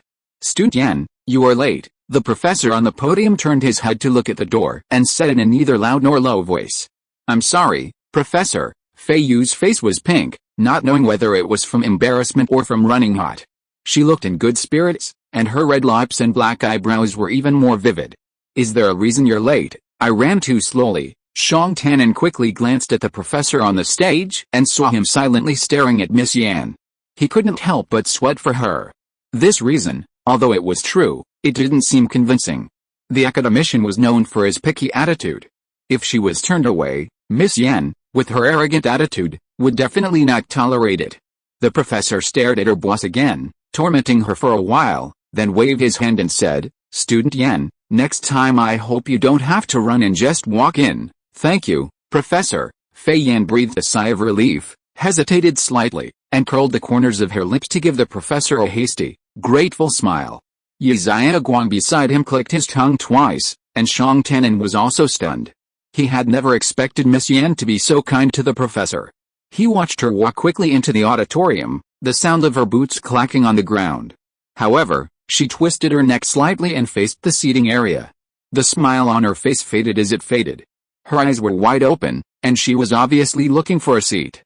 However, after a while, from the angle of her face, it could be seen that she had found it. Shangtanen followed her line of sight and tilted his head slightly, and saw an arm raised high in the fourth area of the innermost part of the auditorium. Judging from the sleeves and clothes, it should be a boy. "Yan Shizhen is quite popular," Guang continued to comment in a low voice. Feiyu held her breath and held the bag tightly to prevent the fragments inside from making a rattling sound. She walked quickly past a rows of seats, feeling extremely annoyed. Her facial expression became more and more solemn, and she looked very powerful. She sat down in her seat, and the awkward tapping sound beside her ears stopped. The professor on the stage began to speak. "Today, we are going to have a very meaningful class." She breathed a sigh of relief. This was the last group class, and she almost missed it. Feiyu secretly rejoiced, regulating her chaotic breathing, gathering her distracting thoughts, and settling down to listen. Honestly, she'd taken this class before as a freshman, and she'd listened attentively back then. So, after listening briefly, she realized the professor's lecture wasn't particularly new, and half her attention shifted to other matters. She was now overwhelmed with thoughts and tasks, countless to do. Now, we'll invite the graduating students from each department to come to the stage and share their 4 years of graduate school. Each student can answer 3 questions for the new students. Please cherish this opportunity and learn from your seniors. First up, please welcome Class A. The professor casually flicked his finger, and the scrolling list of students in Class A4 vanished, leaving only one. A special effect zoomed in on the subtitles, leaving the screen filled with the words Yan Feiyu. Although Feiyu was only half focused on the class, she still managed to follow the pace of the lecture, sitting in her seat, staring at her name. "Student Yan Feiyu, please come up to the stage." The professor looked towards the seating area of Class A4. "I'm calling you." Ji Mingda, sitting across from them, reminded them through his nose. After 4 years of school, they still had camaraderie. He didn't dare move, glancing at Feiyu's bag. Is it broken? Can it still be used? Feiyu shook her head and stood up. She really wondered if the professor had some trick up his sleeve to control the results of the random selection. How could she have been picked out so easily? The audience was packed. Feiyu looked around, placed the gray bag in her hand on the podium, and turned to look at the professor who had retreated to the side. The professor nodded at her. Begin. She wanted to start, but how? Before class, Ji Ming had sent a notice to everyone, saying that there would be a segment where students should prepare a handmade model to demonstrate the hands-on skills of the Class A students. Feiyu had prepared one, but she was afraid it would be useless. She lowered her eyes, raised her hand to open the gray bag, paused briefly, and gently poured out the contents. The model had fallen apart, so even though her movements were gentle, they still caused a clattering sound. Worse still, there was no other sound in the auditorium. Hundreds of eyes were fixed on her, waiting for her to speak. Feiyu raised her eyebrows helplessly, her gaze directed towards the last few rows of empty seats. After a moment's silence, she spoke. Just a second ago, I was thinking to myself, I accidentally broke a model I was going to present. How should I start my speech? But it seems that no matter what I'm going to talk about, I have to say a little bit, so I'm going to start like this. If my speech is not good, please bear with me. Accidents always happen when you least expect them. Feiyu paused, her lips curled slightly, like me now. But there's a way, no mistakes, one song, one post, one content, one book, one forum, 1619, one book, one forum, one look. I originally prepared a model of the most popular household robot, and wanted to talk about how human needs drive its intergenerational development, or to be more precise, how humans define its intergenerational development needs framework. Feiyu reached out and spread out the scattered parts of the model, her tone gradually steady, but the model was broken before I entered the classroom. At least half of the people here, I mean all the graduating students and some first-year students, you can all see that this model can no longer be demonstrated dynamically, because there are several key places that are completely unusable. Feiyu carefully picked it out. There are probably 7 or 8 places. But, she raised her head and looked at the students below, it has another use. If a child is not well behaved in front of me, I can assemble it and give it to the child as a toy. Moreover, if he breaks it 100 times, I can still assemble it for the 101st time, exactly the same, until he surrenders. There was some suppressed laughter in the audience, but Feiyu was unmoved. She frowned, flipped her fingers quickly, and there were some gasps from the audience below. Her assembly speed blinded many of the freshmen. On the big screen, all they could see were her 10 fingers twirling like flowers, instantly assembling the fragments into a small silver robot. Yan Shizhen has this skill, Yi Xiaoguang whispered. The people in Department C will be jealous. Shang Tenon secretly praised her. Chapter 99, Philo's Philosophy. But we should never underestimate a child's curiosity. For the 102nd time, he'll say, okay, sister, I'm tired of looking at robot models. Let's try something else. This actually happened to me while working on a companion simulation project. So, what can we do? Let's keep playing. Feiyu raised her hand and grasped a small robot model. With a few flicks of her fingers, the model spread out onto the table like quicksand. She took it apart so expertly, Yi Xiaoguang praised. His little chatter drowned out the clamor of exclamations from the surrounding crowd, keeping him safe from being penalized for discipline. Shang Tenon watched Feiyu and thought to himself that even Yu Qianjin, a specialist in exterior design from Section C, would appreciate this technique. They say Section A people love to stand aloof, dictating every aspect of the robots without even touching them themselves. Miss Yan's mastery of model construction is sure to overturn everyone's preconceived notions about Section A. Her movements are becoming increasingly steady, and she's probably well equipped to deliver the speech. Feiyu lowered her head, paying no attention to the audience. She quickly selected the necessary parts and, with a sleek, unadorned movement, she constructed a doll with a large head and small feet. Its rustic style contrasted favorably with the sleek lines of the previous robot, creating a rather naive charm. This is my new idea. Feiyu lifted the doll in her palm, resting her index finger on its neck. With a slight flick of her wrist, she flipped it through the air several times. Wow, an expert in the field knew that it was possible to combine parts into other shapes, but to have done so quickly, and without resorting to mere decoration, meant the maker had a thorough understanding of the spatial connections between the various components.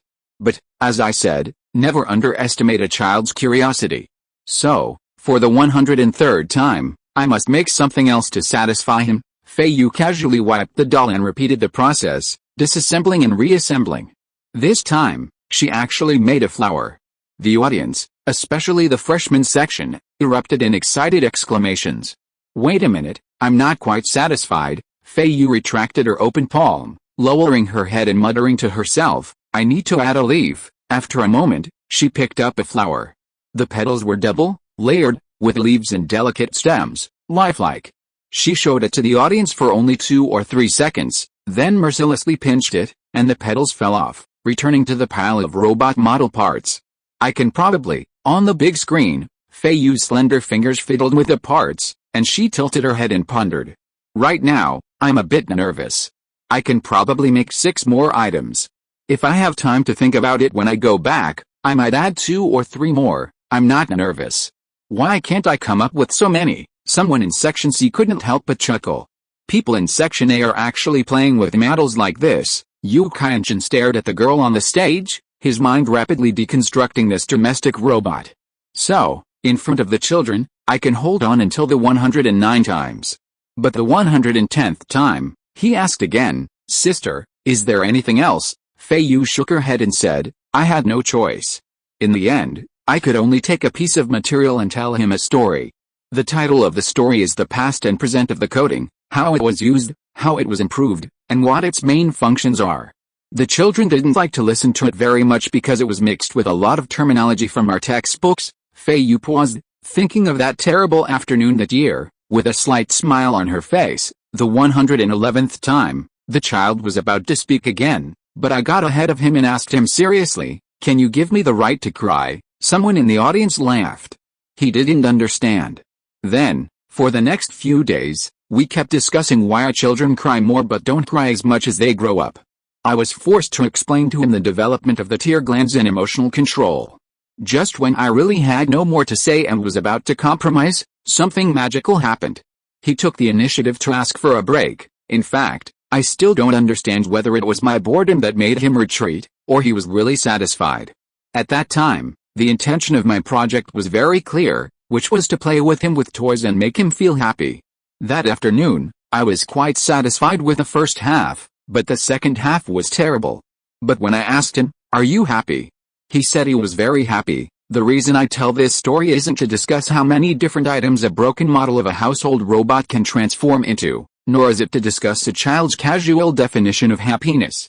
Instead, I want to say, Feiyu tilted her head, frowning slightly, as if in deep thought, sometimes we presuppose a very elaborate path, but it may not actually go smoothly. However, there is always a solution, even if it deviates from the original plan, it will inexplicably accompany us to the end. This is the result of our own actions. Before this simulated companionship project, I never thought I could spend an entire afternoon with a child with whom I had absolutely nothing in common. However, in fact, he and I developed an unexpected way of interacting. Maybe neither of us is 100% satisfied, but the biggest and most practical gain is that we finally resolved that dull afternoon, and this robot model, designed to be a toy substitute, Feiyu casually picked up a few parts and gently scattered them.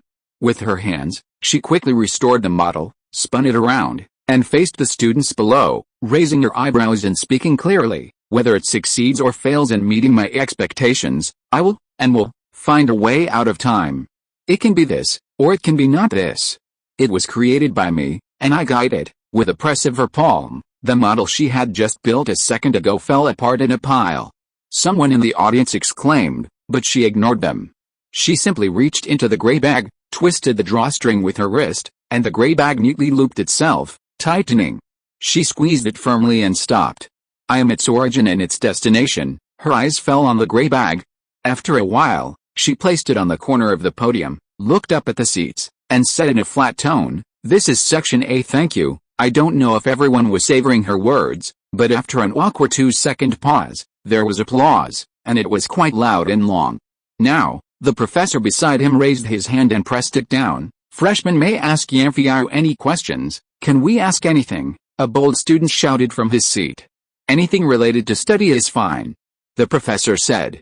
Ask one person per person, no more than 4, we have limited time. Sister Yan, a boy stood up impatiently, can you accept me? I want to work on a practical project with you, any project. Also, I want to ask, I want to transfer to Department A now, is it too late? What is the process? The audience booed and laughed. Chapter 100, only by doing it can you be qualified. He's really asking for trouble. Our freshman from Class C wants to defect to Class A. Who is he? Whoever gets picked to lead him later should teach him a lesson. Someone from Class C4 teased. Feiyu is my neighbor, Zhang introduced to the person next to her in the front row. Qi Changgong, listening to his classmate's words, glanced at the boy standing in the freshman section, then fixed his gaze on Feiyu. After she finished her speech, she became calmer and spoke in an unhurried tone. You asked 3 questions. According to the rules, you can only ask one. Which one do you choose for me to answer? Oh, senior sister Yan, can you take me to do the following practical project? The boy boldly recommended himself. I know that the projects of Section A require dirty and tiring work, and I can do everything. Thank you very much for your interest in the projects of Section A, Feiyu replied. However, I am not confident enough to turn the probability of 1 in 649 into 100%, so, unfortunately, I cannot guarantee to take you to do the practical projects, but I can ensure one thing, if I am lucky enough to take you, I will leave all the dirty and tiring work to you for training. The auditorium burst into laughter, and the boy sat down with a giggle. Shuang Tian'an looked up, and Miss Yan was not moved at all. She stood upright, her eyes scanning the freshman area, and asked in a clear voice, next. He could not help it this time, and laughed with his fist clenched. Qi Changgong, standing beside him, glanced sideways in surprise. Why are you laughing so slowly? Are you distracted? Shuang Tian'an was amused, unable to suppress his laughter. While others might have laughed, perhaps thinking Miss Yan was just teasing to liven things up, he was convinced she meant what she said. If the new student had fallen into her care, she would definitely have to do all the dirty work. Sister Yan, you're so good at disassembling and assembling the robot model, a girl said, standing up. You must have practiced this many times. I'd like to ask you what inspired you to do this in the first place.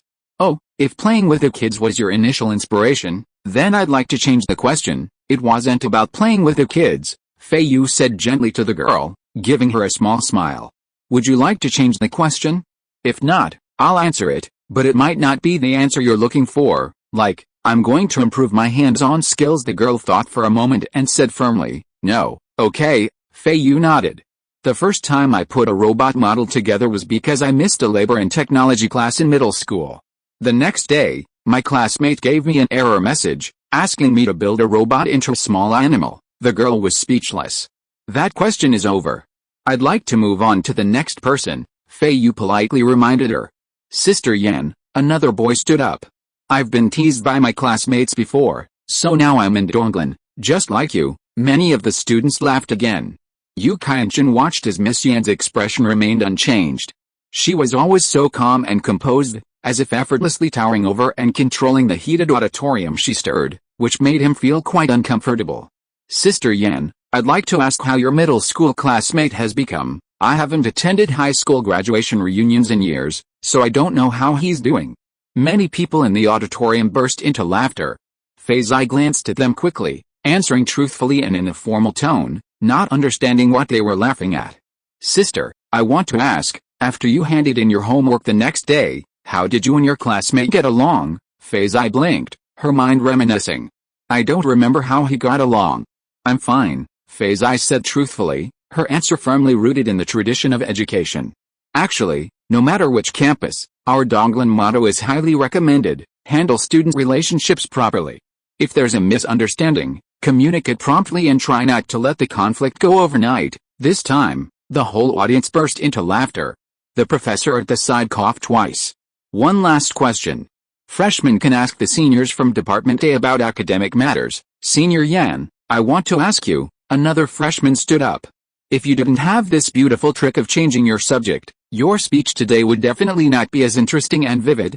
So, what would you do? We can always find another solution, even if we don't know it yet, Feiyu replied.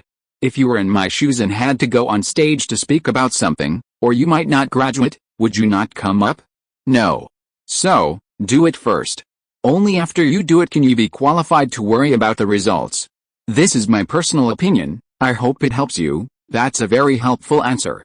Thank you, Senior Yan. Feiyu raised her lips slightly and turned to look at the professor. The professor nodded. Thank you, Yan Feiyu. Thank you, everyone. Feiyu picked up the gray bag, straightened her back, and walked off the stage. Amidst the applause, the professor invited the students from Department B to leave. She finally breathed a sigh of relief, thinking to herself, if she didn't know how to change her subject today, what else could she do? Let's make the apology last a little longer, just muddle along. The class was over and it was getting dark outside. The students poured out of the auditorium. Feiyu hadn't seen her classmates for a long time. She responded to their greetings and thanked the class monitor Ji Mingda for taking the risk of pointing her to the right seat before class. They also discussed the progress of their respective projects. In the seating area of Section C, Qi Changgong and a few classmates were gathered together discussing something. He tilted his head slightly in the gap between the people and saw Feiyu and her classmates walking out while talking. When he reached the parking lot a little later, he saw a hover car taking off in the sky. In the twilight, the people picking up their cars on the ground were all in school uniforms, so it was impossible to tell who was who. Feiyu said goodbye to her classmates and walked straight to the farthest end of the parking lot. She arrived at class the latest and found the farthest parking space.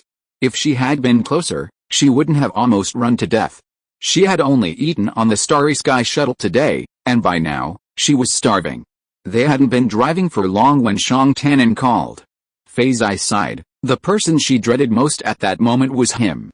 Mr. Yan, your speech today was brilliant, Xiang Tannen said with a smile. Thank you, long time no see. Have you been busy lately? The following appears to be unrelated text fragments and should likely be omitted. One thing.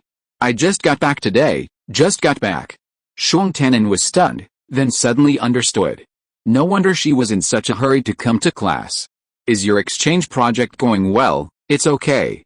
It's completed, then you must be very tired today. You should go back and rest early. I won't disturb you. I don't have anything else to do. I just heard from Qi Wei and the others, your neighbors who live across the river from you, that you don't live there anymore, so I want to confirm with you, I'm moved. Do you still have projects to do outside? Then will you still live in the research institute during this time when you are teaching first-year students? I live in the East Dormitory. East Dormitory, Xiang Tannen couldn't help but wonder. Miss Yan gave up the dormitory so early and stayed in the East Dormitory for a month or two? Feiyu thought to herself, it's better to do it today than to choose a day. If she is busy today, maybe she can sleep in tomorrow. Mr. Xiang, I have something to tell you. Are you free tonight? Yes, can we go to your dormitory? I just went into my new dormitory once today, and a lot of packed things have not been sorted out yet, so it is not convenient to receive people. I don't really want to take a detour to go to my studio or your studio now. Sure, when will you come over? I'm on my way back now. I'm also on my way back to Dongsu District. I should be behind you. Is it okay now? Okay. I'll wait for you in the underground garage. No, you go up first. Feiyu didn't want others to see them as a couple. Dongsu District was really crowded with people. Okay, Xiang Tannen said nothing extra. End of this chapter. Thank you very much for reaching the end. Don't forget to like. Looking for more exclusive content and immediate access? Subscribe to our Patreon. Remember, every like, subscription, or donation encourages us to continue. Thanks to everyone. See you in the next video.